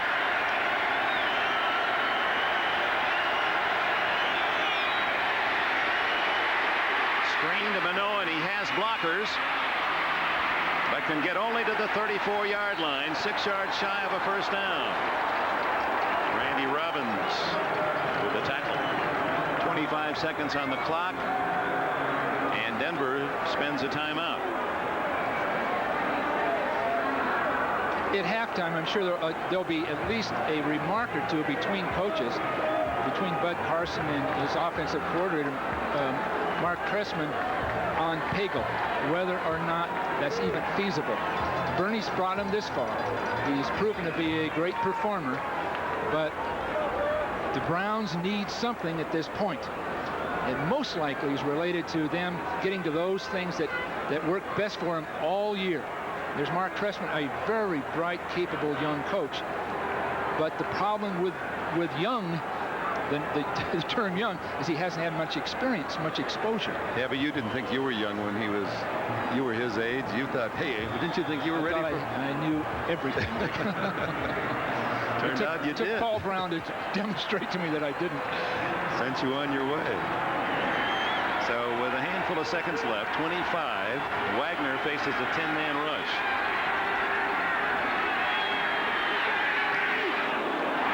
A very bad kick comes out of there that lands on the 45-yard line of the Denver Broncos. They'll mark it at the 43. Last week with 8 seconds left, if you remember, Dick, Elway threw one pass and then kicked the field goal with just 8 seconds. And that was the key to the whole game. Reeves said the biggest play of the game, because the field goal hit the upright, Treadwell's attempt, and that 3 points was the difference in the game. And for Art Modell, 29 years, the owner of the Cleveland Browns, now 64. Not a happy posture for Modell. Well, they've had so many fine teams and have been so close so many times. Art deserves a championship, and I'm sure at some point he'll get one. May not be today. This is the 22nd time in 40 years he's had his team in the playoffs. Elway to the sidelines, incomplete to Winder.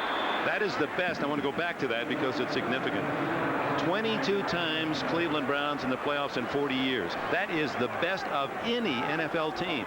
And yet, when you look at the old line NFL, before the merger, when they go into Super Bowl I, only the Browns, along with Detroit, Atlanta, and the Cardinals, those are the only 4 old line NFL teams that have not made it to the Super Bowl. And the Browns have had so many chances. That's made it all the more frustrating for that man. But he's got time left. Big 30. Plenty of time left. They can't give it up here, though. Even 3 points. Elway loads the gun and hits. Johnson at the 38 of Denver. 6 seconds to go in the half. Well, he needs something right now that'll get him up 8 to 10 yards. Most likely a play breaking toward the sideline. Most likely from a receiver in the slot or the inside position. Something of that nature, but they have to get it thrown, caught, and the receiver down or out of bounds immediately, or the clock will run out. Either that or it'll just go for the end zone. Say the heck with it. Well, that might be the call because Cleveland undoubtedly will be looking for that short out and might squeeze up tight.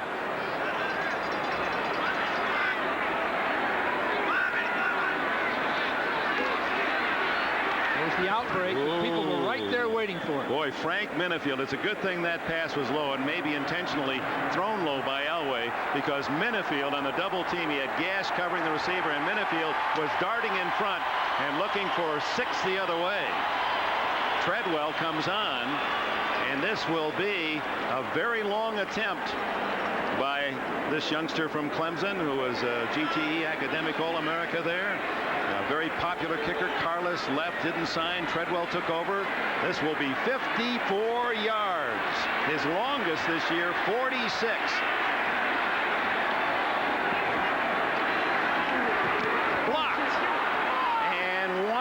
Makes sure it goes out of bounds, and that was a live ball. The Browns could have picked it up and run with it. Well, just that'll help the Browns. Just that block. Michael Dean Perry appeared to be the man who blocked the kick. Now, you really have to kick sharply and a low kick, although the pressure came right up inside. There were too many people for the offensive lineman to account for. Perry 92 and 75 Pike were right there in the middle of the Browns defense. So it was all Denver, but for Cleveland, they can praise the defense. They held Elway and the Broncos, who had so many opportunities, to just 10 points. So the Broncos have the first half advantage. Let's go to O.J. Simpson. Coming up at halftime on NFL Live, Al Davis will join us from Los Angeles to talk about the Raiders' future. We'll also have an opinion on today's conference championship games. We'll also hear from Bobby Beathard and Ralph Wiley. That's all next after this.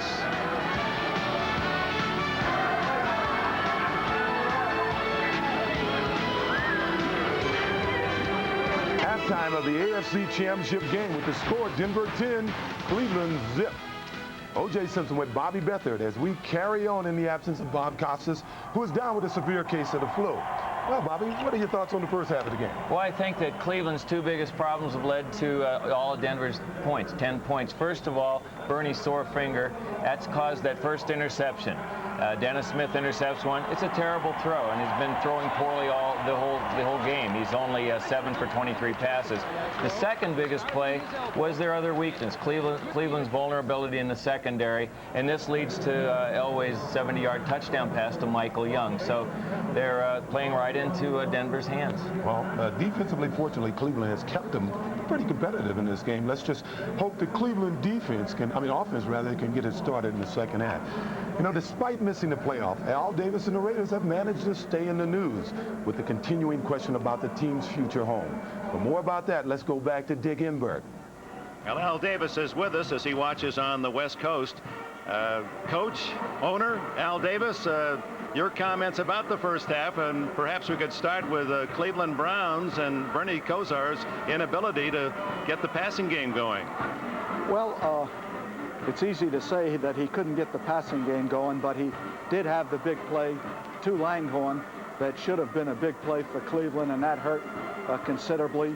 The crowd noise has bothered him, and Cleveland just seems to have never gotten on track, but they are still very much in this football game, and he has to get on track himself, and I think as Bill so eloquently said, perhaps if he could get under center a little bit and get a little power running going and hit the middle of the field rather than those deep outs consistently, as you have to do against Denver, I think he can get back into this football game. Well, you've been an admirer of the long game throughout your career, so you must love just watching John Elway.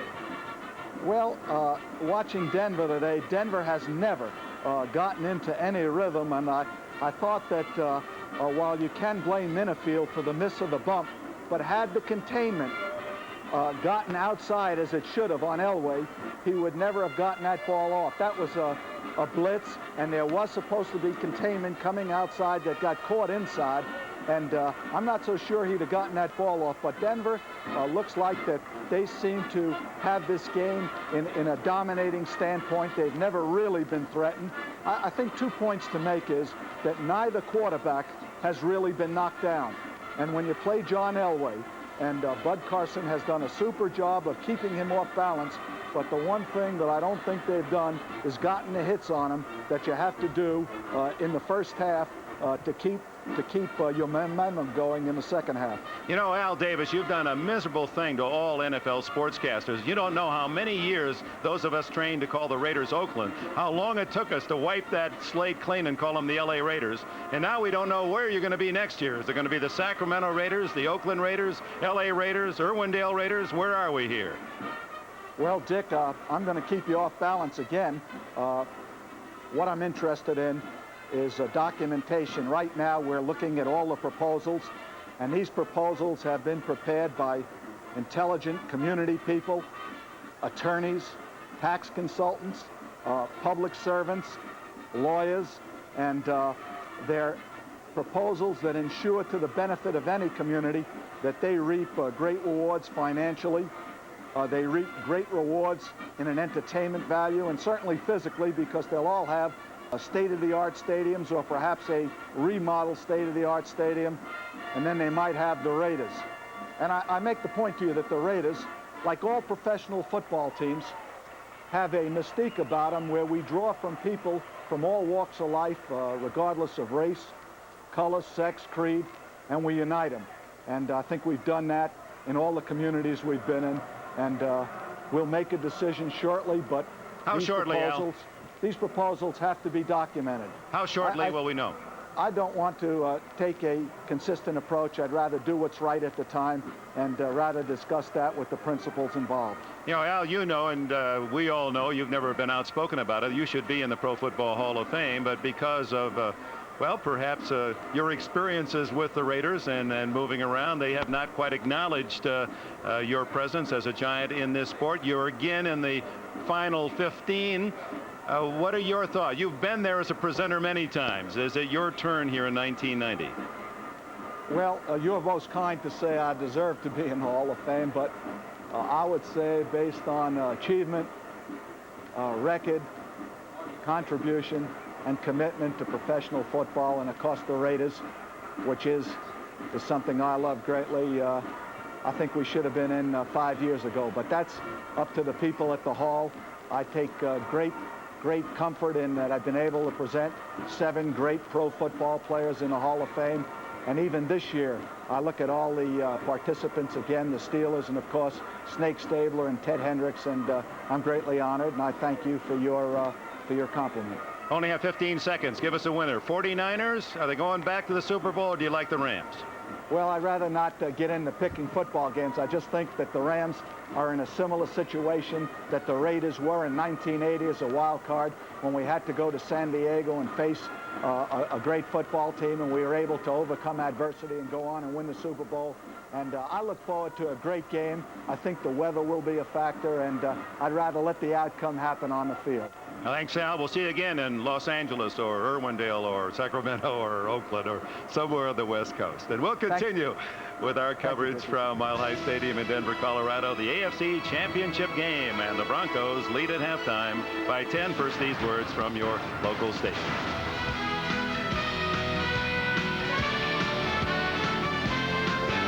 The NFL honor a truly exceptional leader. Leaders are those special athletes who excel not only on the field but off. The Travelers Man of the Year statue is presented to the player who demonstrates a sound balance in his life between civic and professional responsibilities. This year's Travelers NFL Man of the Year is Warren Moon, the Pro Bowl quarterback of the Houston Oilers. In his 6 NFL seasons, he's passed for over 18,000 yards and 101 touchdowns. Off the field, Warren is a respected civic leader. Last year, he formed the Crescent Moon Foundation, which serves disadvantaged children in Houston. He also donates his time to organizations including the National Urban League and the Special Olympics. Now to make the presentation, here is Travelers Chairman and CEO, Ed Budd. Warren, I'm very pleased to present you with the Travelers NFL Man of the Year Award.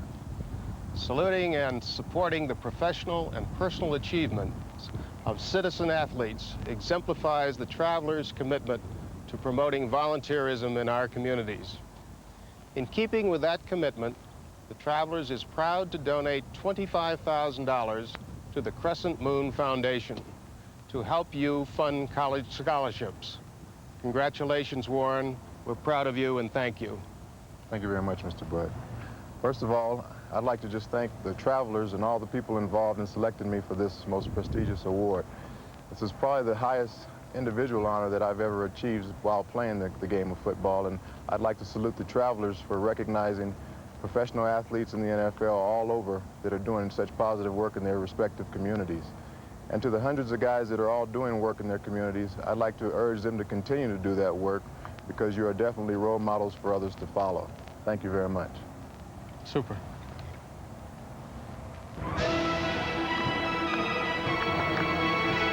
Welcome back to Mile High Stadium in Denver, where it's halftime of the AFC title game. Now later, the Rams and the 49ers are set to play for the NFC Championship game in my hometown. So let's go out live to Gail Gardner in San Francisco for a report. Okay, OJ, thank you very much. The Rams and the 49ers, with 2 high-powered offenses, you need every defensive advantage that you can get. And the Niners get one today with the return of all-pro nose tackle Michael Carter. Carter out for 11 weeks with ligament damage in his right foot. He will have off-season surgery, but he'll be in there today on passing downs. The decision to activate Michael Carter was not made lightly, and we were the only camera crew at the Niners facility yesterday when the word came down. Spoke with Michael Carter, who says he is chomping at the bit to get in there, especially because it's the Rams. And this is the biggest game of the season, and it's against the Los Angeles Rams. And when a man is hungry, he want to eat. And when you get a big man hungry, I mean, he want to eat up everything. That's the way I feel. I just want to eat up anything, hit anybody. I hadn't hit anybody since October 29th. I just want to hit somebody. Who do you want to hit the most? Oh, Everett.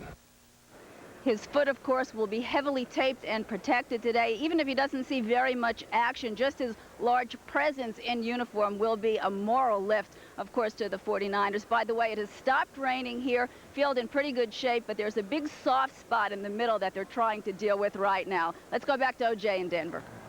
Thank you very much, Gail. Well, join us on NFL Live after the game. We'll have interviews from both locker rooms. Now for the second half, let's go back to Dick Enberg and my old coach, Bill Walsh. Now, Orenthal James has not forgotten you, Bill Walsh. You gave him a little extra mileage and all kinds of money, I understand. A lot of money. I thought he could still play Were you after right? a fashion. Well, he was a great moral help on the team. All right, first half, 1 touchdown, 10-0 Denver, and Michael Young, an unlikely hero, breaks away from Minifield. A major mistake by Minifield there. He almost had contempt for Young going down the field. And you'll see Young catch the ball. Young's much faster than most people think because Minifield has his chance and he can't catch him. In fact, he told us a couple of days ago, he said when he learned that he might be a plan B, he said one thing he wanted to prove was that he can run faster. Get out the stopwatch. I'm a little over 4.5. I'm not a 4.7, and I can get open. Yeah. Proved his point. We'll return the second half of action. Both teams are on the field after this word from your local stations. Treadwell to kick it off. The Browns will get it first in the second half. Eric Metcalf waits at the 6-yard line. 10-0 Denver. 30 minutes from the Super Bowl. Again, a low liner, and it takes a bounce to Metcalf. Darting to the 30 and twisted down by Darren Carrington. Bernie Kosar comes on the field. There was one high moment offensively. This long pass to Langhorne in the clear, but Langhorne, the pass a little low, unable to pull it in. Just short-armed it a little bit, but his speed was very evident. He just had Braxton blowing off the field. Now, if you were Bud Carson, you'd have to remind your offense, hey, we can get open. We can get the big play. They need it on first down. They're not going to get it on third down.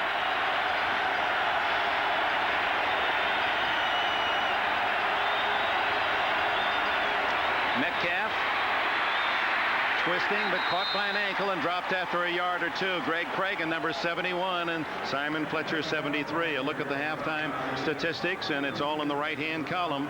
The Denver Broncos, except for rushing, 35-20. The Browns had the edge there. But look at the passing yards. Just the downfield throws just haven't been there for Cleveland, other than Langhorne's drop. Again, it'll take a first down play pass to make a big play down the field. Bernie Kosar, 7 of 23. It's on around 30%. On 2nd and 8. Kosar finally guns it incomplete to Metcalf. Just couldn't find a man open. Well, they got the coverage they wanted. Brooks was outside covering Metcalf. And Michael Brooks is an excellent athlete, but he's 6'1", 235. So you see him come up underneath this play to make it. There he is. And it's open, but the ball's thrown behind him. This is the story of the game. Ball's thrown behind, ball's dropped, fair catch unnecessarily, those kinds of things. But they can all be overcome with one big play down the field. Kosar facing the stingiest defense in the NFL, and they've shut him out so far.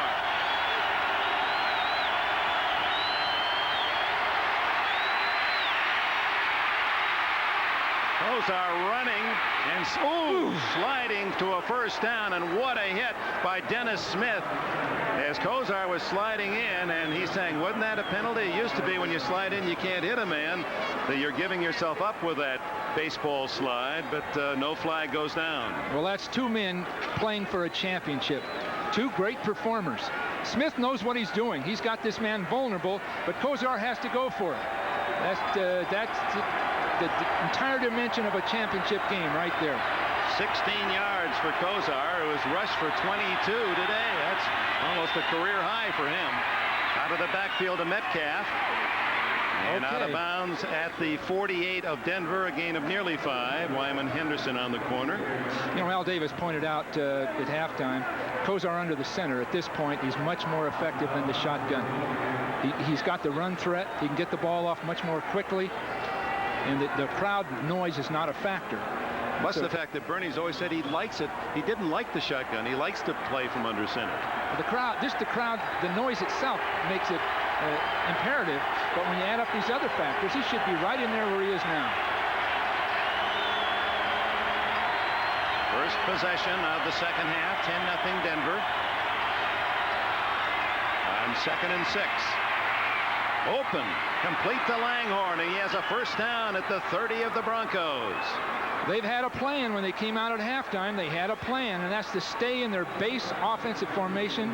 2 running backs, including Metcalf, and work plays against the basic Denver defense. They know it's predictable, and these are the kinds of things they can do to it.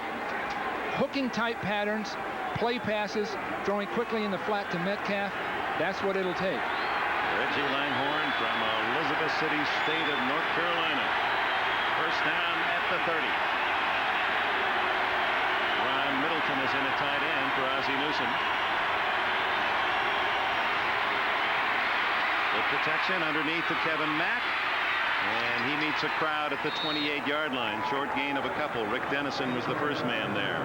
Dan Reeves barking it out from the sidelines. Head coach here at Denver at a relatively young age of 37. Carson had to wait till he was 58. He is the winningest coach in Denver history.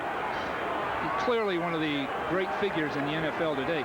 A great coach, great person, but also he orchestrates the organization so beautifully.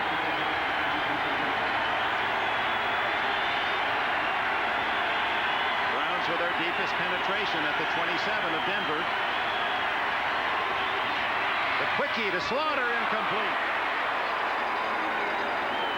Steve Atwater, a punishing safety man right there, and he's saying something to Slaughter as Webster goes back to the huddle. Slaughter's 170 pounds, Dick. That's a tough chore. Going right in on that slant with the corner rotating right up to him. Very difficult. Mecklenburg coming out and just taking him apart. Now Langhorn, 6'2" and 200. He'd most likely be the guy you'd throw a slant to. Brennan and Slaughter to the left. Tillman and Langhorn to the right. Safety blitz. Open in the end zone is Brian Brennan. Cleveland touchdown. Beautiful throw. Beautiful throw. Beautiful throw. Ending a drought that covers nearly 2 full seasons. Brian Brennan, who did not have a touchdown all year, on a perfect corner pattern. Well, Brian started to the post. Brennan started in tight, and then he broke back out. And again, he deceived the opposition with his speed. It didn't appear he was running that fast, but just by maneuvering his body, he was able to get a break on the defender. We'll have a chance to look at it in a minute. Matt Barr adds the extra point, and the Browns open this second half seriously. They come away with 7, and it's a 3-point game. You'll see him come off the line of scrimmage.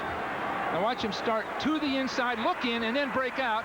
And Henderson didn't have the quickness to stay with it. Henderson played for the post. Henderson had help in the middle with a safety, but he still let that occur. And I'll bet back in the East, his former college quarterback Doug Flutie cheering Brian Brennan. Yep, just about time for the season to end. 10-7. Denver's lead is cut, and a good kick by Brian Wagner, and the Denver Broncos will have to start at the 20-yard line. Elway comes on the field. We can take a look at Brennan's nice move. He'll make a move at the line to get released, then he'll start in, and Henderson will play for it. Then he'll break back to the corner. The key to this is take a look at where that ball comes down. Kozer has to throw just a letter-perfect throw, right up over the top, timed right into that corner. Beautifully thrown ball for that kind of a pattern. One of the keys to that drive was Elway scrambled of 16 yards on 3rd down. The give is to Winder as Bobby Humphrey, the brilliant rookie from Alabama, injured.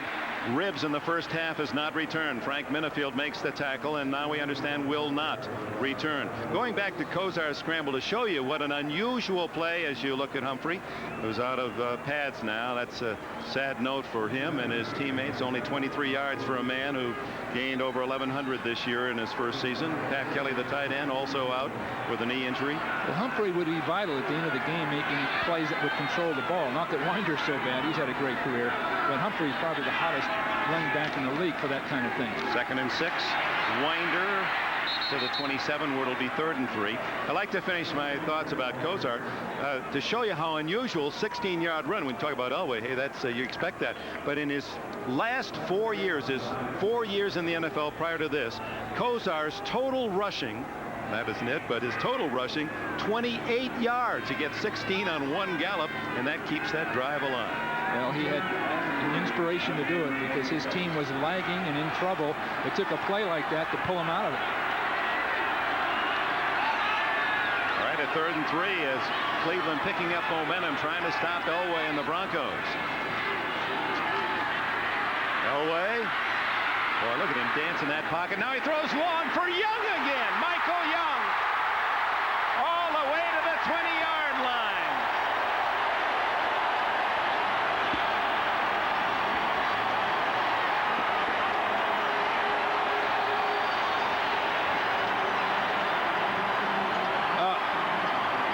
Was strictly a spontaneous play. Now you'll see Young running a hooking pattern right here. But the problem is Dixon takes his eye off him and loses him. So we've seen 2 gross errors by the cornerbacks that cost him heavily because it was strictly an out pattern, and Elway's resourcefulness and Young's quick-wittedness made the difference. Dixon dropped his coverage. Elway called those clewers when we chatted with him a couple days ago. Winder winding his way for about 5. said there are certain clues we look for, and those cornerbacks, because they're so good, give you those cluers, and they picked up one for 53 yards. Well, Elway's going to have the continuous pressure right up inside, but he's got time here. Now watch him move in between people, and then that spontaneous move. That time the stunt took people so wide that Elway had more time than usual. 2nd and 4. Little delay to Winder. 10. He's to the 5-yard line. 1st and goal, Denver.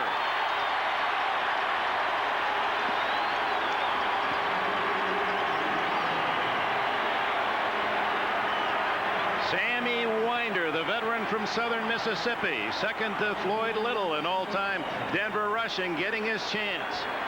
Winder made an excellent job of breaking here and then back behind the play, but the running itself was excellent. But look at the blocking by Lanier. He takes his man and just turns him in. That opens the hole. Number 76. Elway throws on 1st down to Mobley. Touchdown!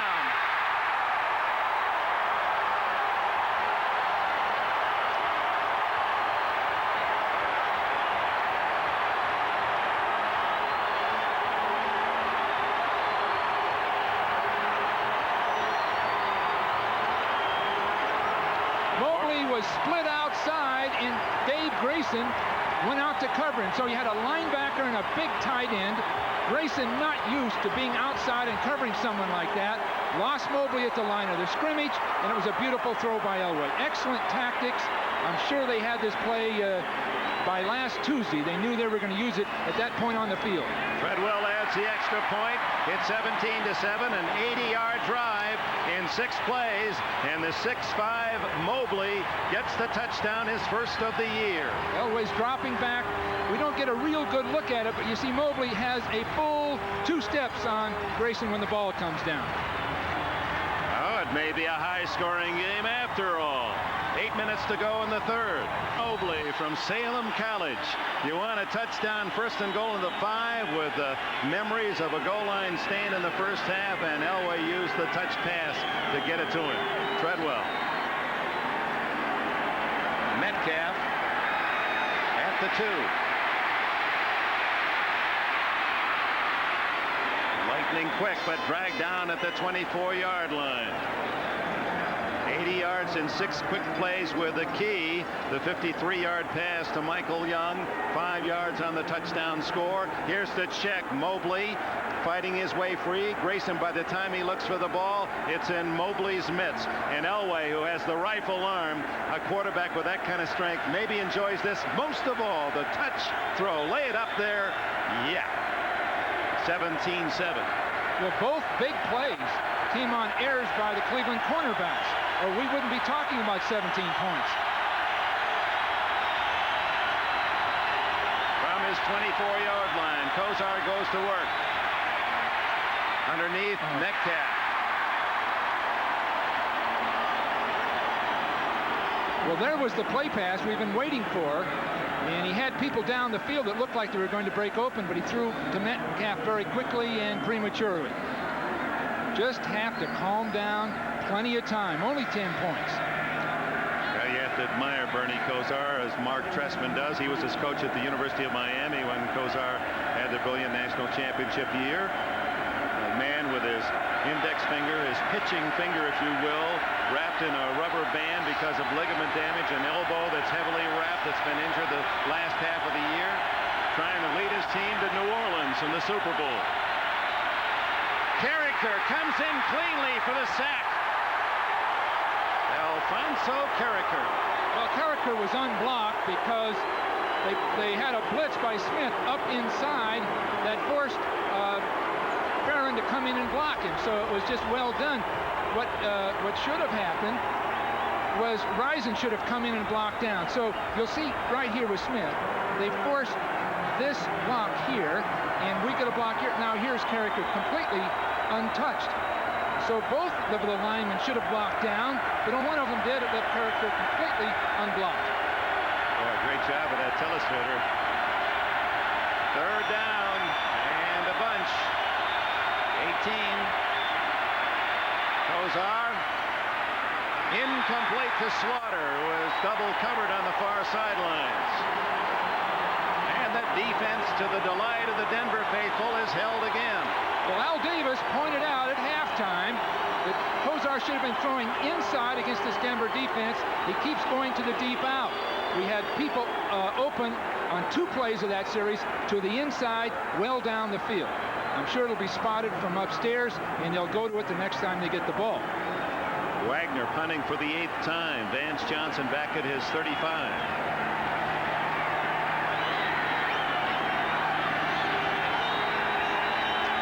Ooh, tough snap, and Wagner line drives one out of there right out. Johnson, who has to go off his shoulder pad at the 35 and down at the 39. Boy, that's the kind of low kick that Johnson must have been salivating, thinking he had a big return, and went right through his hands. Well, that kind of a kick, that ball can soar on him. He thought he was going to get it here. Then all of a sudden it was too high for him. Timeout, exactly 7 minutes remaining in the 3rd quarter. The Broncos by 10. So clear sky of the Mile High City, Denver, Colorado, looking down into Mile High Stadium, where the Broncos have the ball again. A 10-point lead, first down at their 40. Mark Jackson in motion. Winder met in the hole. Boy, filling that hole was 59 Mike Johnson, second in tackles this year. He had 3 forced fumbles, a brilliant student at Virginia Tech, and so he is on the football field. He's one of those USFL players that people didn't think really could make it in the NFL, and how mistaken so many of the NFL scouts were with these kind of players. Watch him get into that hole right down the middle. The Browns have been built on Plan B in the USFL. It's made them a big contender almost overnight. 13 players from those 2 camps, 2 sources. Elway, Johnson chasing him and gets him out of bounds at the 45, a 5-yard gain. Elway has such a great knack of slipping between people. He had pressure on him, and yet with just 6 or 8 inches of space, he finds a way to dart between them. And he's a pretty good-sized guy. They're the combatants. Johnson will eventually chase him down. Now there's a foot race, and Johnson gets untracked and finally gets going and catches Elway. Mike Johnson, his hobby is making furniture.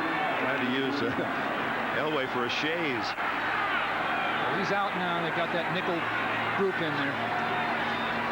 Quarterback draw. To the 30-yard line. And a flag goes down.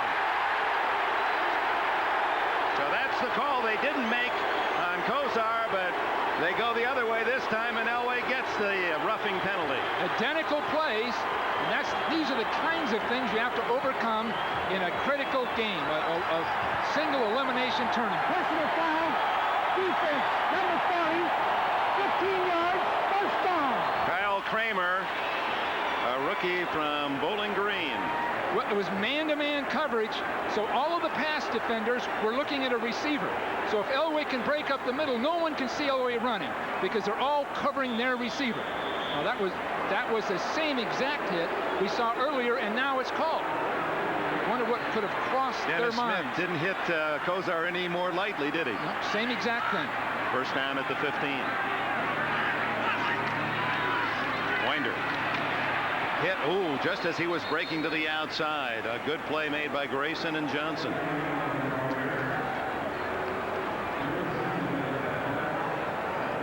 Let's look again at Elway's run. It was a design quarterback draw with receivers breaking to the outside. Now you notice the receivers breaking to the outside all across the field and defenders working out with them. So once Elway broke the middle, there was no one there. John Elway is the leading rusher in the game with 30 yards. 25 on that play. 2nd and 10, Winder again. Into the crowd, gets 3. Bubba Baker and others in on the tackle. Just by holding Denver to 3 points here, Cleveland can stay in it because it would still only be a 13-point deficit. His key was to contain John Elway. He's done a fair job of it, his team has, but Elway, the great player he is, If ever there's a quarterback that belies his own statistics, it's John Elway. Well, another one was Joe Namath. Joe Namath was never rated as the top passer in football with that rating system, and yet clearly was one of the greatest passers and quarterbacks to ever play the game. Same with Elway, who uses a timeout. Reeves hates to waste those, but Elway didn't like what he saw. 4:32 left in the third.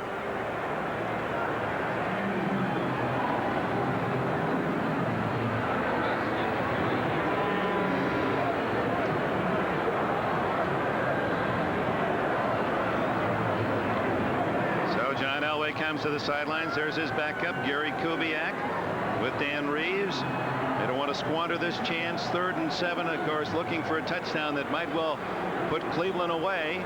The Browns trying to hold and force the field goal. Kubiak is not only a backup and a very able backup, one of the best in football, but he's also a great help with Reeves on the sideline. He knows the game plan as well as Reeves or Elway, maybe even better, because he has all that time to study it. He's going to be a great coach at some point if he'll deal with a financial change in his life, but he does a great job on the sideline of helping Dan and helping John. And it's not by accident that Kubiak stepped in when Elway was sick in Washington. Remember earlier this year on a Monday night, and stepped in at the last minute and led the Broncos to a key win against the Redskins. He says, when I can, I try to get Shanahan, get some extra time. I want to be ready. I love the studying part of the game. And he says, I know I'd like to be a starter too, but it's worked out pretty well here. 3rd and 7. The handoff to Sewell. He's going to throw. To Elway. Incomplete. Felix Wright was there. A flag is down. That play worked against the Raiders in the opener of the season a couple of years back. Something was spotted right away. And holding against Cleveland. 1st down, Denver. Well, would it have been holding on Elway? We'll find out.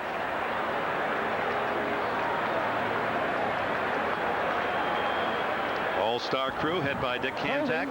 Defense number 29, 5-yard penalty, 1st down. Bud Carson out on the field would like an explanation of that. Perhaps we can see what Dixon did. Well, Dixon was on the line right here. He's going to hold at the line of scrimmage, according to the officials. He's got a jersey. Just can't do that. Pulling the shoulder pad right out of Vance Johnson's jersey. Especially a jersey, they see it pulling right off. Winder on the handoff, sweeping outside. Touchdown.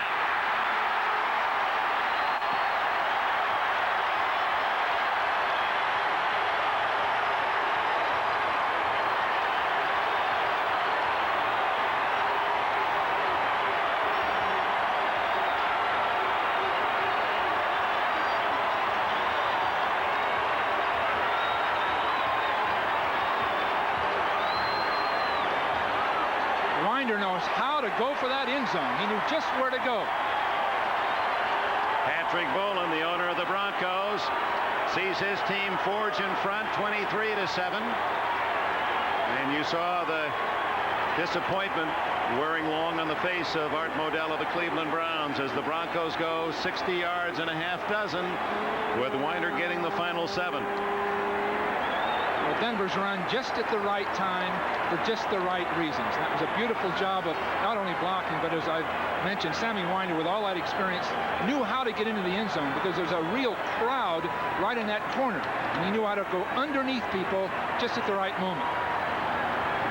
You see him coming off the line, excellent blocking all the way. And Bratton doing a fine job, but as he gets into that corner, full speed, watch him go right up underneath people.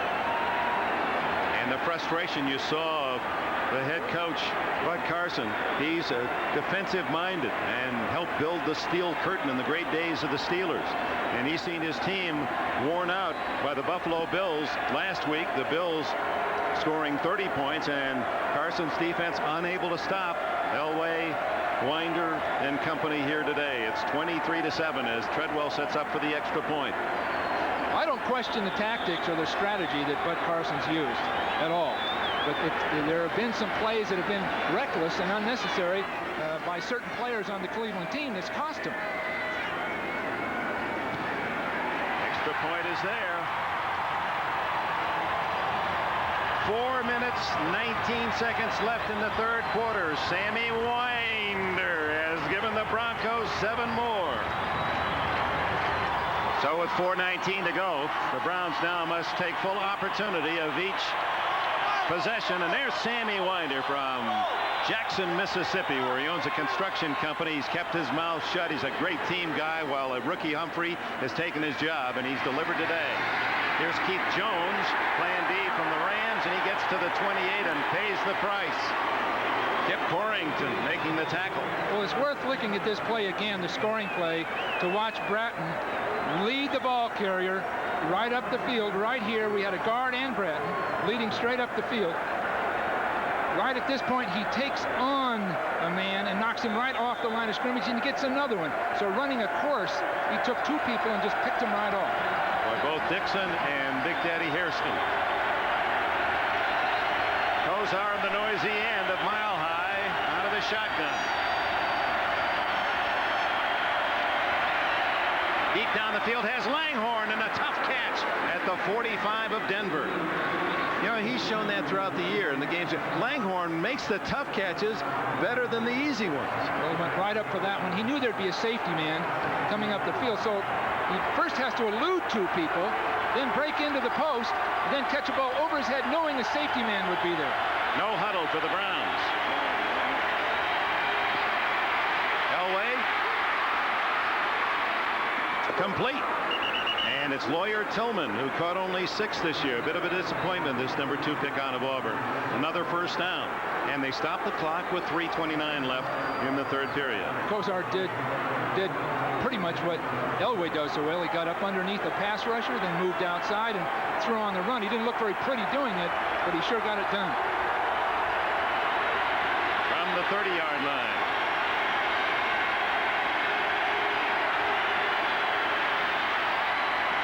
Brennan.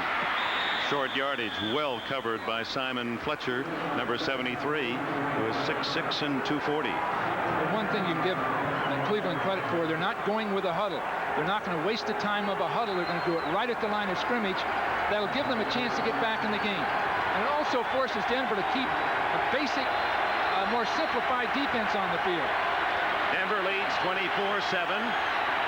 Kozar trying to get a quick score here in the late third quarter. Underneath he goes, and it's Webster Slaughter to the 10-yard line.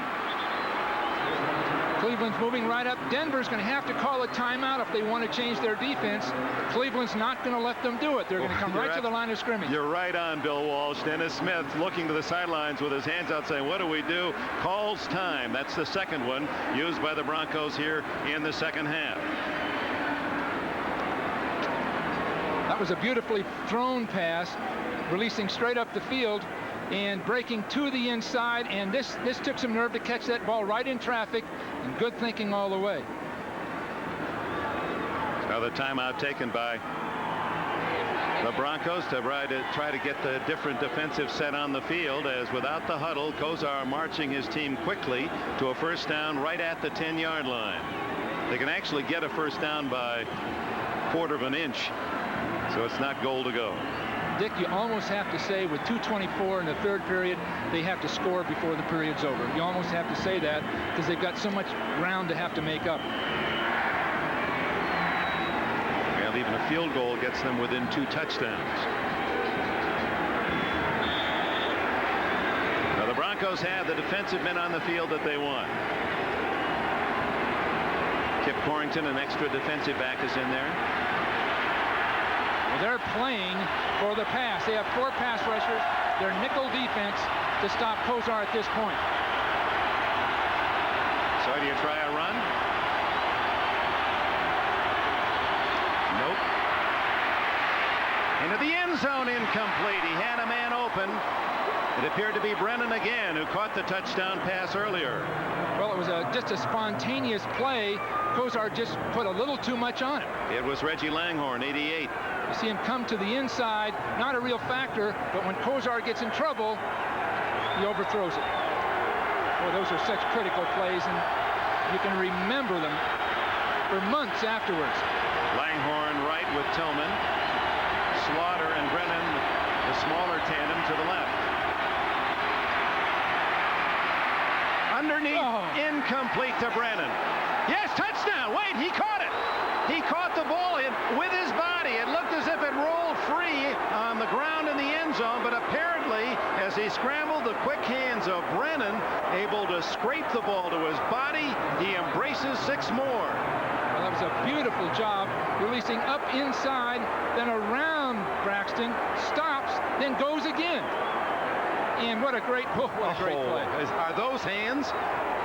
But what he did was get Braxton turned completely around, and when Braxton looked back, he went into the end zone again. There was Brian Brennan that was almost the hero in the drive game 3 years ago. He caught a touchdown to give the Browns a 7-point lead late in the 4th quarter. You see him reaching for that ball, just concentrating on it, and it was out, but he kept it from hitting the ground. That is a remarkable catch. Brian Brennan has a pair. They're reviewing it now, but well, I'm not even going to say now, because every time I think it's one way from our picture, it goes the other, so we'll wait to see. See him releasing to the outside. Play stands is called. Touchdown. I'm out of my slump. Just well done. But again, it took Kozar moving, and Braxton being fooled because he looked back toward Kozar and lost his receiver. Matt Barr adds the extra point, and with 2:12 remaining in the 3rd period, the Cleveland Browns pull to 24-14. Well, looking ahead, as we wrap up our coverage of the NFL, we can look forward to some exciting action next week out at Palm Desert, California. The Bob Hope Chrysler Classic. You'll have President Gerald Ford and Johnny Bench, Glenn Campbell, Julia Serving, and others playing in the celebrity round with Tom Kite and Palmer and Watson and all the game's best. One of the highlights of the golf tour. We hope you'll be with us next Saturday and Sunday. Brian Gumbel debuts as the host of NBC's golf coverage. Where will you and I be, Dick? We'll be on the putting green there, practicing putting while they're out. The day you see me on a putting green, I owe you some. Bernie Kosar, man who grew up as a Cleveland Brown fan, a Brian Sipe fan, and yeah, his demeanor, the way he plays the game, the way he talks to you, totally masks the competitive fire of this young guy. Wagner again, a long kick. Boys, he kicked off the ball well today. He has not given the Broncos a chance to return. They'll start at the 20, and here comes Elway and the offense again. Just when Dan Reeves might have breathed a little easier, hey, we got a nice lead here, 24-7. Kosar takes about 2 minutes to score. Well, it's pretty obvious that Denver at this point is going to have to get field position if they were to give the ball up, because Cleveland getting the ball near the 50-yard line is going to go right back in again. 72 yards in 6 plays. It took Kosar 2 minutes and 7 seconds. Winder. Ooh, Hanford Dixon, the top dog, off the right corner to make the tackle. It's a great block from the outside on Gash coming up inside that really saved that play, because those safety men for the Browns are deadly tacklers. Thane Gash, that just sounds like a safety man. 7th round pick last year. He has produced. He's coming up into the line of scrimmage. You can see him on the screen acting as a linebacker to stop the run. Elway's changing the play because of it. Yeah, so often likes to blitz when he comes in from there. Not this time. Handoff is to Melvin Brett. Fumbles the ball, goes right to Felix Wright, and this is going to be a Cleveland touchdown.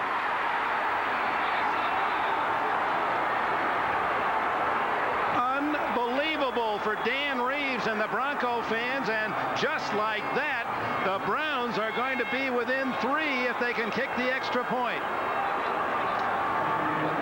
A simple trap play. Everything looks good at this point, and the ball is pulled out just before the line of scrimmage. And the freak nature of it, you see Clay Matthews batted it. It hit the helmet of Bratton and bounced up to Wright, and Wright scores the touchdown. Oh, no, hold on now. They're saying he stepped out of bounds at the 1-yard line. Wright did not get in. He stepped out at the 1. Number 74 has reported as an eligible receiver. Number 76. Here comes Wright with Elway cutting him off, and Elway may have saved the touchdown. Looks so tight right along that sideline.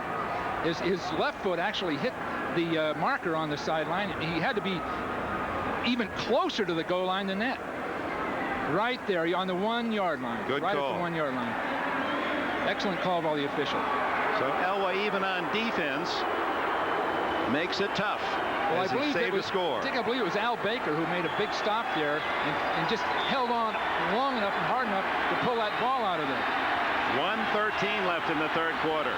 From the 1 yard line, Kozar with Manoa and Mack behind him.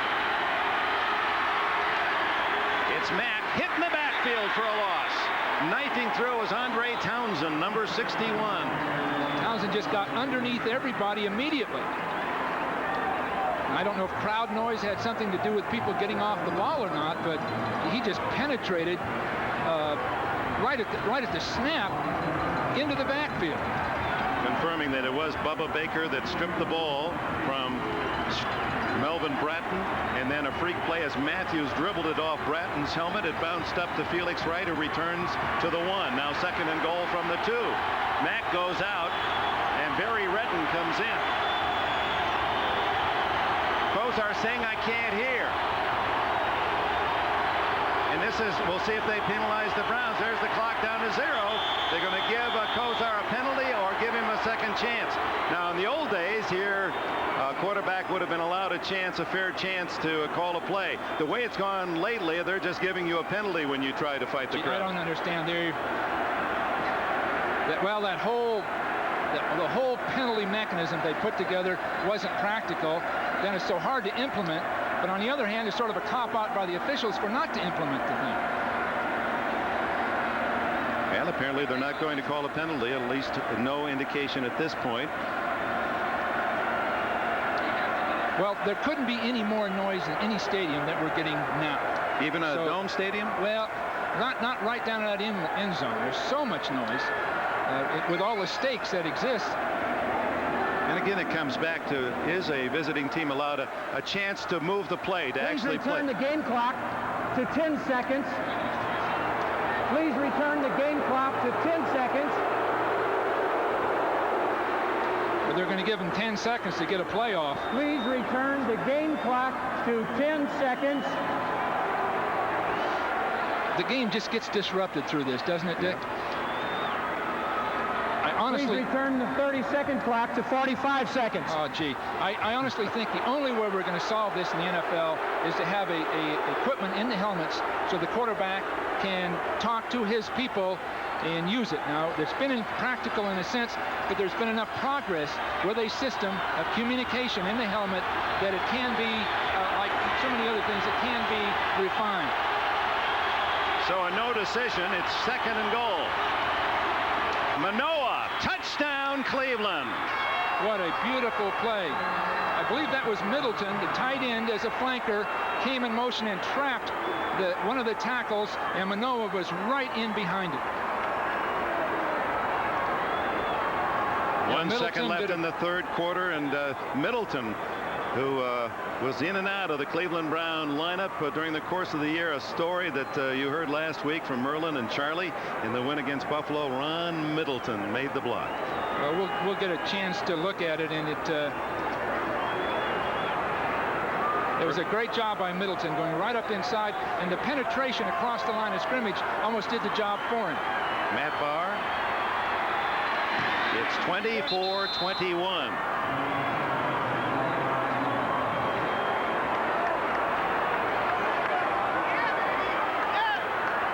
That was a good job of Manoa hitting up inside, and what a wild game we're going to have, because both teams can now throw the ball.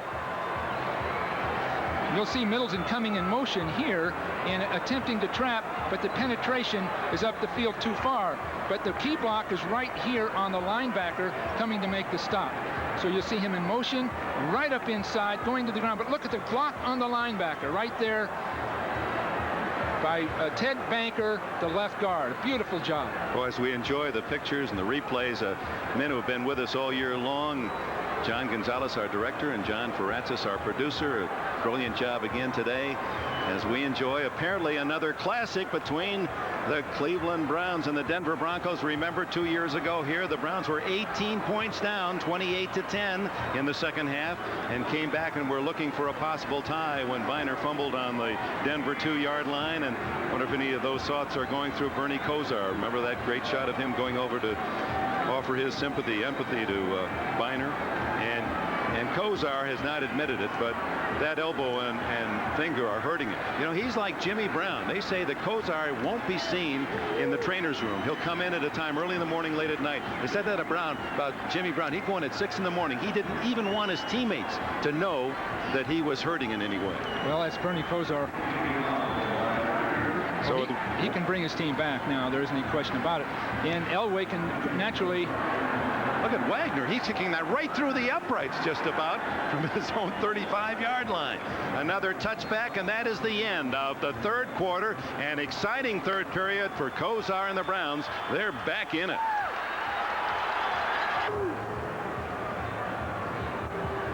Quiet at Mile High Stadium now. 3 minutes and 19 seconds. Now let's double check it. 4 minutes and 18 seconds. As the time that it took for Cleveland to score 14 points in what is now a record-tying playoff quarter, 35 points by two teams. It ties the record set by the Redskins, who were the two teams against Denver in the Super Bowl when they scored 35 in the second quarter of the Super Bowl game. 24-21, 15 minutes or sudden death to the Super Bowl here in Denver. Elway starts at his 20. Wide open, Vance Johnson, the 40, and tackled at the 42, 22 yards. Hanford Dixon was just almost mesmerized out there. That quick throw to the outside even surprised him. You see him sitting back, sort of relaxing and giving ground. Now he's a little indecisive coming upfield and makes the big miss. But of course it took Gash to really put it away. Vance Johnson on his greatest season, 76 catches, not good enough to make the Pro Bowl. This talented artist, his paintings now selling in the $1,000 to $2,000 range. Elway again will throw on first down, and he's looking big. And Dixon this time had good coverage on Johnson. Well, Dan Reeves is going right after Cleveland. And some people would begin to run the ball, not so much use the clock, but to avoid any error, any kind of a fluke thing that would happen. But he's got Winder who can run effectively and people who can block, so we'll see what he does. The problem with throwing is the incomplete pass. There's Humphrey. Bobby Humphrey injured early in the game, injured ribs, so Sammy Winder has replaced him. 4 wideouts. Matthews anticipating the count, offside, a free play for Elway, completes it, first down at the 45 of the Cleveland Browns. Ricky Nattiel, one of the three amigos that we don't hear much about this year. Nattiel suffered through a knee injury the course of the year. Matthews was going to blitz that time, and he moved straight up the field right across the line of scrimmage so early, trying to beat the center is what he was trying to do. We have a false start on number 6. Oh, it's going to be against Denver. Penalty. Play is still a second down. Against Jim Juriga, the guard. I am trying to find it, Dick. I really am. You see, here's where the penalty's called. We obviously see an offsides, but I just can't see that guard move. Maybe the viewers can spot something I can't see. There's no movement anywhere. Well, that's the Tom Mack play. Remember years back, the Rams down on the goal line against the Vikings in Bloomington, Minnesota. Mack, 15 years later, says he still hasn't moved off his stance. Cost him 5 and cost him the chance to the Super Bowl. The Rams, at least that's how they, well, that's Merlin Olsen's side of the story. Yeah, I must say, it's a bit biased. You know, Dick, just in passing, we kidded O.J. at halftime about playing for me and for the 49ers. But the one thing O.J. did for the 49ers is really had a touch of class, and I think he sort of civilized some of the guys we had on our team. I can't say that he was a 1,000-yard rusher at that time. Well, he said you'd never give him the ball. You talk about the training room in the tub. We learned the backstroke, the butterfly, and everything else during the year. Second down and long.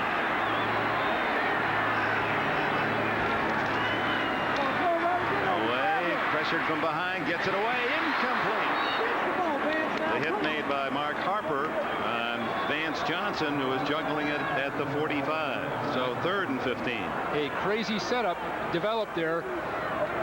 Matthews, 57, a great linebacker, but not a great coverage man, was covering Sewell, one of the best backfield receivers in the league that time, and Sewell really had him beat. So I'm sure Shanahan and Chan Gailey, the offensive coordinator, are spotting those kind of things. 24-21, Denver leads. 13:49 left in the 4th quarter, and it's 3rd and 15 for Elway. And offside, Cleveland. Elway a free play going deep. And incomplete to Natil, and Natil felt that he was pushed. There was a bump downfield. Dick, the agony that must be going through the intestines, or whatever you call it, these coaches right now for Cleveland.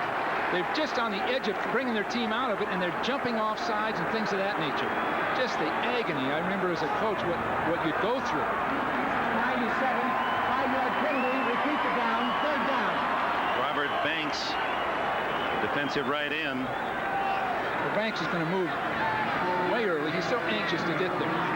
He'll come across the line a full 2 steps. And obviously it'll be spotted every time. Bubba Baker warned his teammates about Elway in his count. He said, don't look at the ball and don't listen to Elway. Wait till you see that the ball actually snap before you do anything. Now on 3rd and 10. That's Michael Dean Perry. He can't catch Elway, who now throws it downfield. Complete! What a catch and what a throw! Vance Johnson.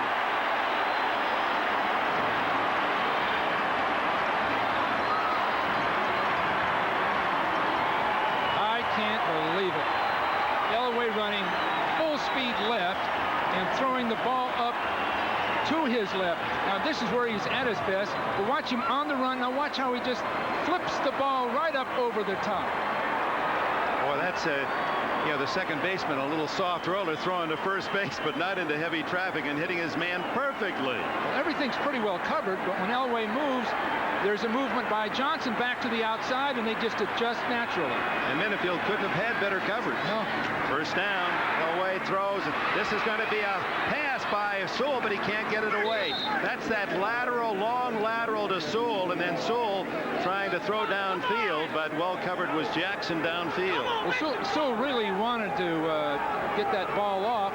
They've been practicing it all along with a lineman coming out with Sewell. And there's a blitz, by the way, on this play. But with Sewell coming to the outside, he'll have a lineman come out with him.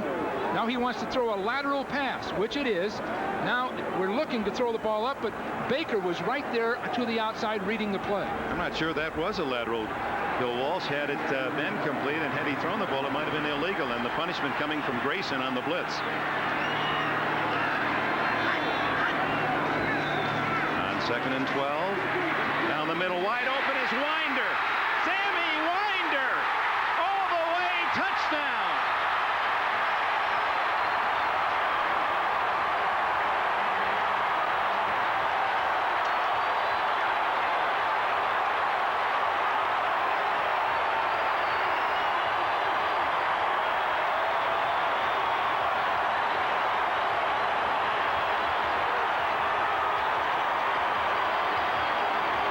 It was an all-out blitz again. They just kept going to it. And Winder breaking to the inside. Just had all the room he wanted to run with the ball. Kyle Kramer was trying to cover him. And Winder coming out of the backfield just made a quick move. There was no one there because if Cleveland were to lose this game, I'm sure that Bud Carson would say, why one too many blitzes? One too many. David Treadwell adds the extra point. Kyle Kramer was the man trying to cover Winder. Here's Elway with the ball. He's going to have a lot of heat with people blitzing up inside, but he's got Winder isolated one-on-one, and it's all over. Minifield misses the tackle. Kramer can't get there, and it's a 10-point lead for Sammy Winder, and we'll return to Mile High Stadium in Denver after these messages from your local station. Winder, not known for his receptions, was the man who caught what proved to be the winning touchdown 2 years ago in the fumble game. Now a 10-point advantage again for Denver. They led 10-0 at the half. Treadwell, Eric Metcalf. To get to the 20-yard line. Good coverage by Denver. They went to the blitz one too many times. You'll see a blitz outside here. Everyone else coming up the field, but Kramer is not in position to handle Winder breaking across the field. So you'll see Kramer sort of faking on the outside like he's going to blitz, but he doesn't have position to cover that pattern, breaking to the inside, and just excellent running after the catch by Winder.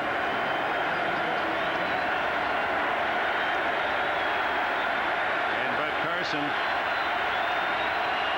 not been a happy warrior the last 2 weeks. His defense much too generous. 30 last week, 31 today. Now it's Kozar's turn. Batted incomplete at the line of scrimmage. Simon Fletcher, 73, in front of Kozar. The offensive line just gave a little bit too much ground, and people telegraphed the throw. At this point, whether the players know it or not, there's a certain fatigue factor that enters into the game. The blitzers don't quite get there. The offensive linemen give a little bit too much ground, and these kinds of things start to happen. Players really unaware of it, but the fatigue factor begins to enter into the game. 12 minutes plus remaining. Kozar, incomplete, another drop. And that's what we mean about Langhorne. He's dropped a couple that seemed to be easy, and he's made a couple of catches that were quite difficult. Well, the idea of the no huddle that Cleveland went to earlier would appear to be the formula that they need with this much time remaining. Keep Denver in a basic defense, but now Denver's gone in there with the 4 linemen playing all the way for the pass. 3rd down and 10 for Kozar.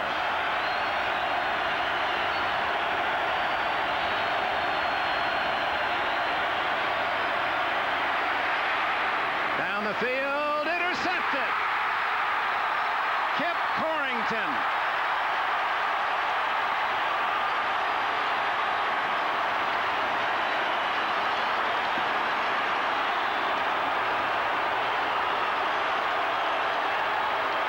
Kozar flushed under the pressure, throwing off balance and over the head of Langhorne. Well, a poorly thrown ball. Kozar felt the heat right here. He's looking to his left. Now he looks right, and he sort of lobs the ball up over the top, well out of the reach, and it was Langhorne couldn't come near it. So 1st down at the 40 on the turnover. Now here's the running game. Should take effect now. Winder and the veteran slippery as he moves ahead for 5. Bud Carson, when we talked to him a couple days ago about the keys to the game, he came out very forwardly. He said it's easy. The team that has possession time and turnovers will win the game. That was the formula. Whoever has the ball the most amount of time and takes advantage of turnovers. And so far, he's in the minus pool on both those counts. And it shows on the scoreboard, 10-point lead. Well, most likely Denver just stay with that run now and use the clock and also get in position to kick a field goal. There's a trap. Winder, met rudely. Boy, is it great. Dick, is it great to have a Winder on the bench. Here, this fine all-around player with a history with the Broncos, is ready to play, that has that maturity to play championship football. It's great to have him backing up the great young rookie Humphrey. Well, Humphrey, who has learned from Winder, who, despite the fact they compete for the same spot, has been a great supporter of this young talent. And Winder, of course, a Pro Bowler twice himself, 84 and 86. And, you know, it's a mark of a pro, isn't it, that a veteran like that has kept himself ready. You never know when the moment is going to arise, and he's answered the bell. And And there's the last timeout in this second half for Elway and the Broncos, as he didn't like the defensive set he was staring at on 3rd and a long 4. Timeout. 10:47 remain in the 4th. And sensational overfield shot. Those flying pictures are provided by Top Shot. Adding to the grand sights here in Denver today. 3rd down. Long 4. The draw again by Elway. And he's got another first down. And he struggles to the 22. What a weapon he is. He wanted more. Kramer finally got him to the turf. Elway used the blocking that they use on that shovel pass that was stopped earlier. Elway kept the ball behind the pulling lineman. You'll see him come underneath as a quarterback, carrying the ball with a pulling guard and tackle in front of him. Could have had more. I thought it was going to be an inside the park homer, and I had to settle for a double. He was a 300 hitters 1 year in the Yankee minor league system at Bing's and Union, New York. Winder to the 20. Clay Matthews, 57, and others there for the tackle. Gibson playing excellent football, isn't he? He's tough inside. Calvin Bratton doesn't want to go back to the huddle.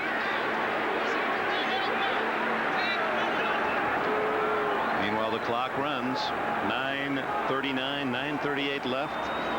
After a 10-0 first half, there were 6 touchdowns scored in the next 8 possessions in the 3rd and early 4th quarter. 3 by Denver, 3 by Cleveland. Cleveland scored twice in the final 4:19 of the 3rd period to get back in the game at 24-21.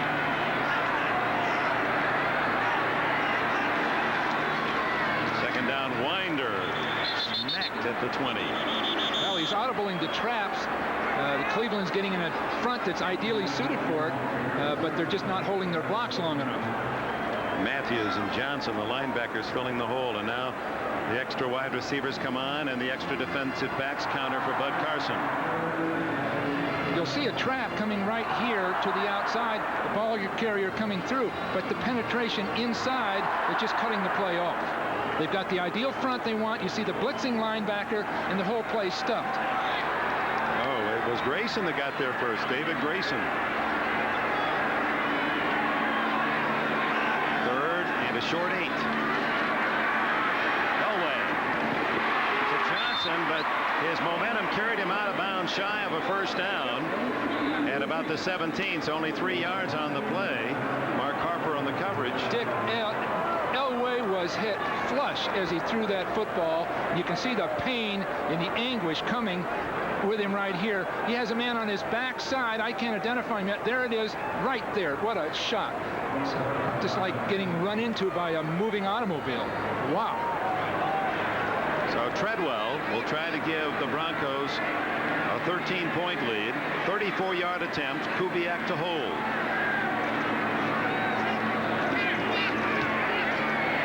That's why he's going to the Pro Bowl inside the 40, almost automatic.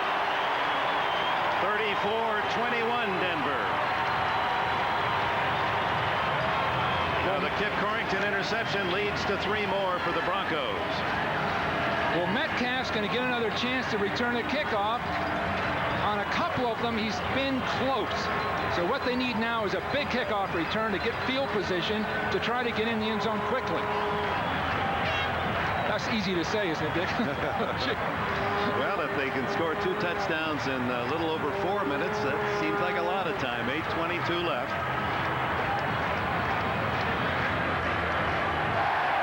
Well, it all comes down to 8 minutes. All these months of work and sacrifice and commitment on the part of the players and the coaches, ownership.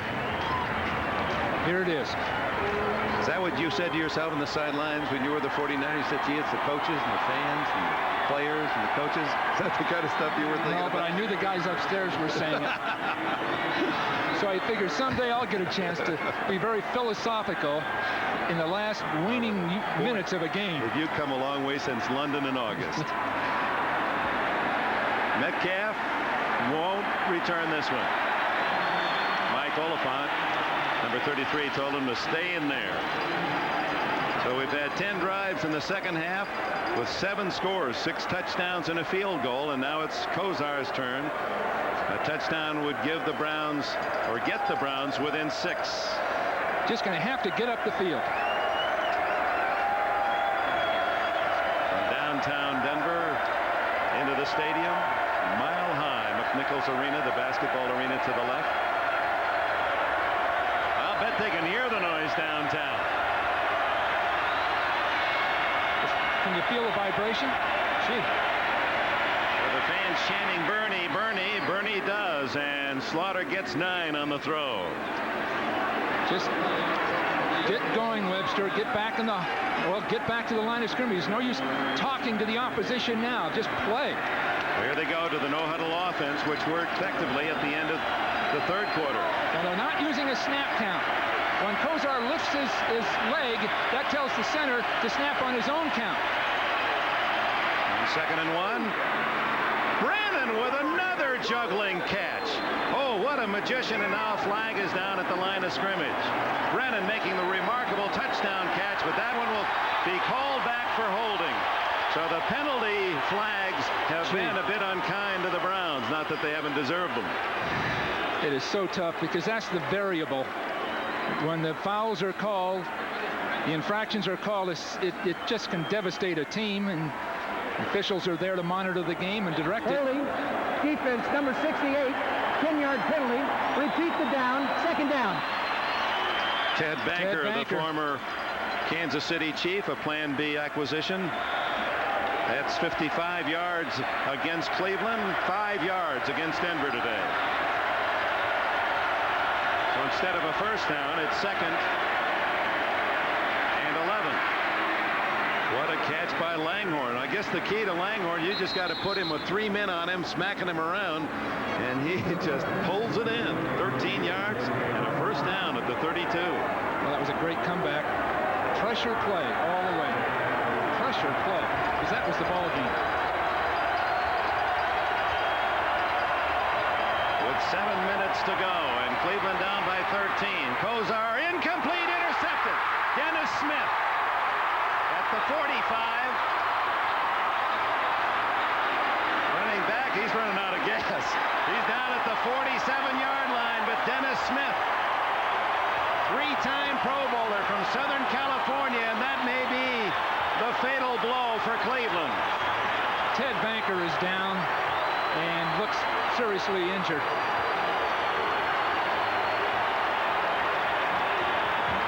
Look at Smith. He was running out of fuel. Again, a ball took off on Bernie Kozar. Smith was just there, sort of protecting the field. The ball goes over everyone's head and just careens into Smith.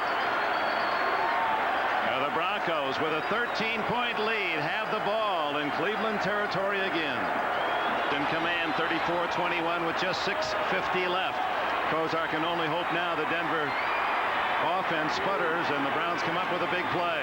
Winder slipping outside and to the 45, a gain of 3. David Grayson, the tackler. An incomplete pass or driving that ball carrier out of bounds is critical if it can somehow be done to stop the clock, because every play that Denver runs now is good for at least 40 seconds on the clock, and that's going to be the way they'll win the game. Just run it out and use the clock. But Carson has 3 timeouts left, but he'd like to save them for when he has the ball. Bratton, who fumbled, unlikely to get the ball. It's going to be Winder's game here in the final minutes. Behind Bratton's block, he gets back to the line of scrimmage. Tackle made by Bubba Baker. Spend a timeout here. What do you think, Bill? No, he's got 13 points. He's got to pick up, so he just can't call him yet. So Elway will use the entire clock. And if he throws the ball, which they did earlier, Dick, I believe it was the Raider game, Elway threw a couple of times, remember? When he had a lead and the Raiders got the ball back and could have run it. So I'm sure this time now he'll use that clock. And don't concern yourself with the score. He'll punt the ball down to the, obviously the goal line if they can, but they don't want to stop the clock. Oh, he's in the shotgun. With Sewell in there, it's likely he'll get the ball. And he does. To the 32 and a first down. The Browns could ill afford that play.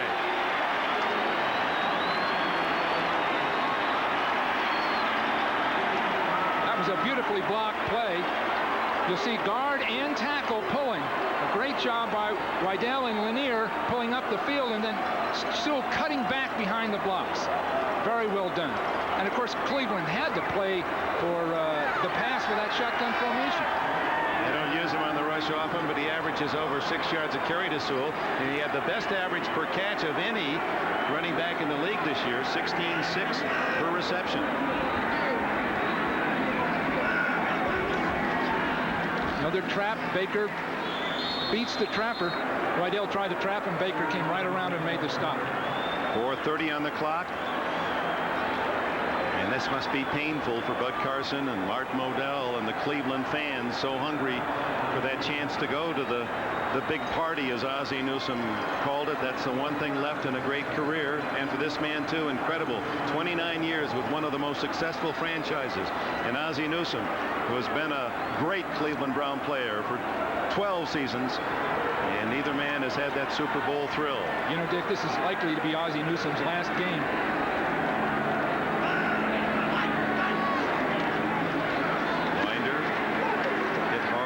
Mike Johnson, but hangs on to the ball. Ozzie Newsome hinted that with his great allegiance to his alma mater, the University of Alabama, and with Gene Stallings getting the job there, that perhaps a call would come, we suspect it already has arrived, asking Newsome to come back and coach. And even though he's welcomed by Art Modell to stay in the organization in the front office, and as Art told us, the door will always be open, Modell, we put it to him blankly, said, I would never stop Ozzie from going back to Bama. And I sense that's where we're going to hear from Ozzie next. Well, he calls Bama family. You can see how tightly structured they are and how much they care for each other. Here's Elway looking to throw and has a man wide open. Mobley goes out of bounds with a first down at the 16, and now they can seriously start to celebrate in Denver.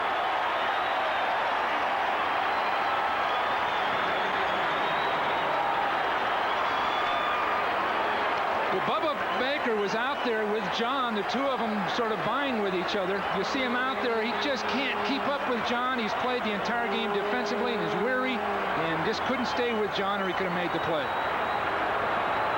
And how prophetic that pass for Elway. As Bud Carson said, we've got to keep Elway in the pocket. We have to contain him. He's so dangerous throwing on the run. And the big play again that'll lead up more time. 3:04, and Winder hitting the backfield as charging through is Felix Wright. And now with those 3 timeouts, will they use one here? They should call them now, Dick. It's the only hope they have. You've got to get the clock stopped or they'll just run right out of time. Well, they don't want to use a time. See, he wants a timeout. Bud does, and they're not looking. 20 seconds on the 45-second clock.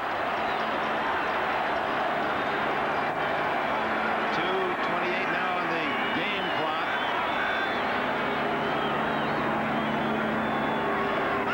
Elway wisely using every second, and now it's to Winder down at the 18-yard line, and Bud Carson is 5 yards on the field to let him know he wants a timeout here, and the clock is stopped with 2:10. And they'll have the 2-minute timeout as well. Well, excellent play calling by the coaches. They're trapping.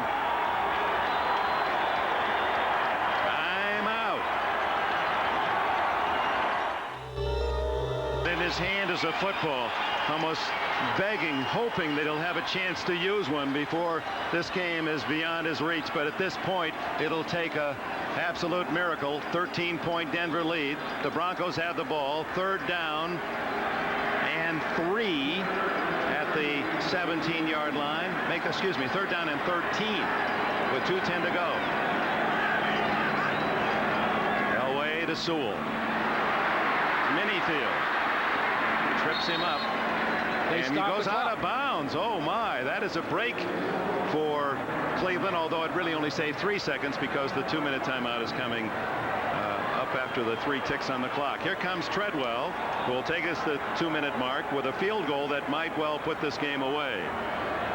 More than a 2-touchdown lead the Broncos should be on their way to New Orleans. Well, they'll be better this time than the last. I'm sure of that. They have a better team. This Bronco team's much more physical than the previous Super Bowl teams they've had. So I think they'll stand up better against the NFC this time around. Treadwell from 31 yards.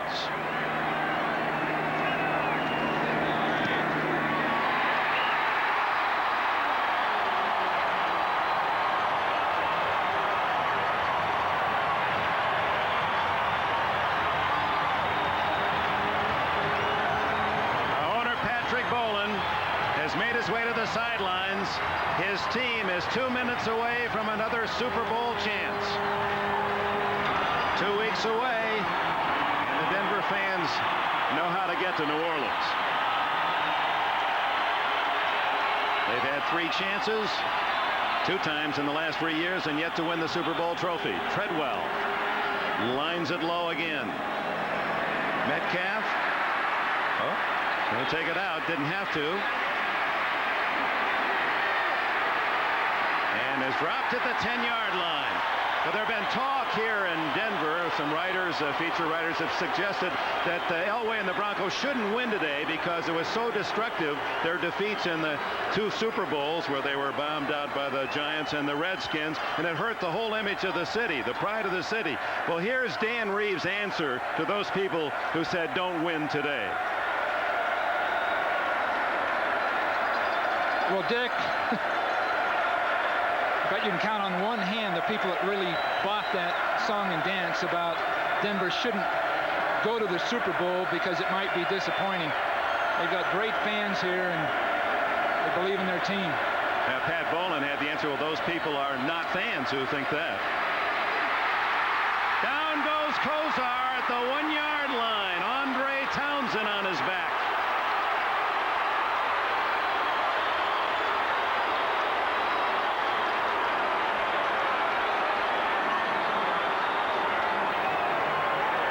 These are agonizing moments for Cleveland and their fans.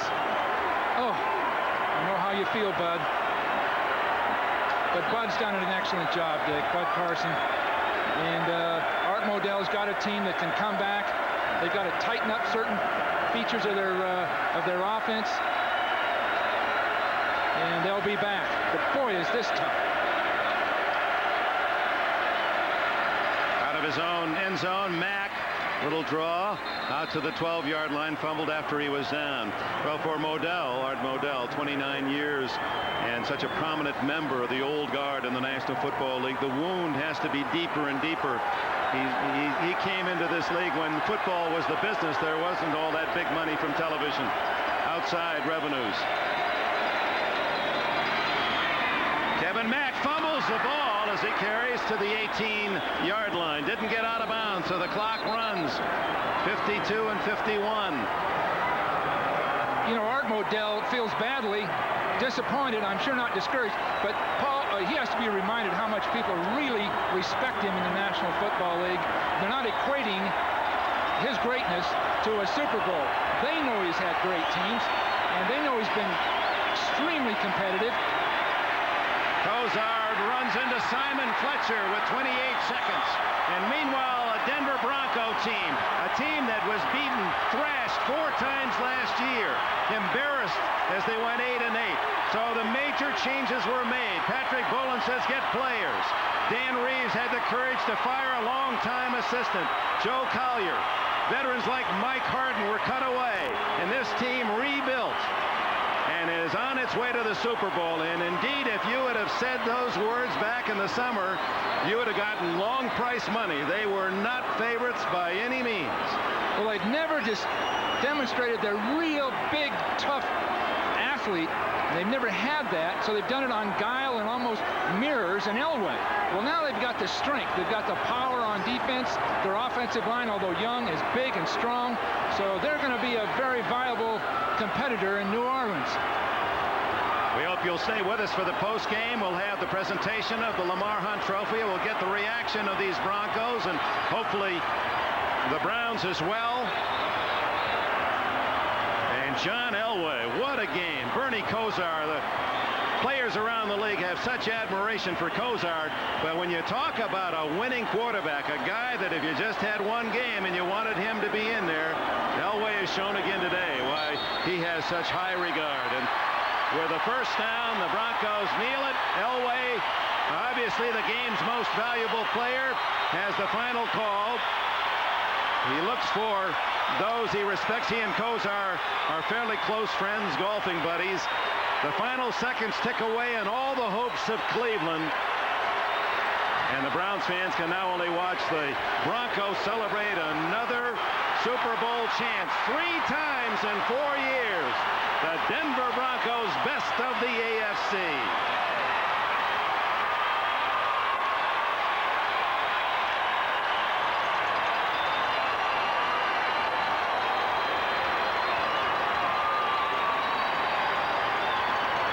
We'll return to Mile High Stadium in Denver for the championship trophy in a moment. Next from CBS Sports, the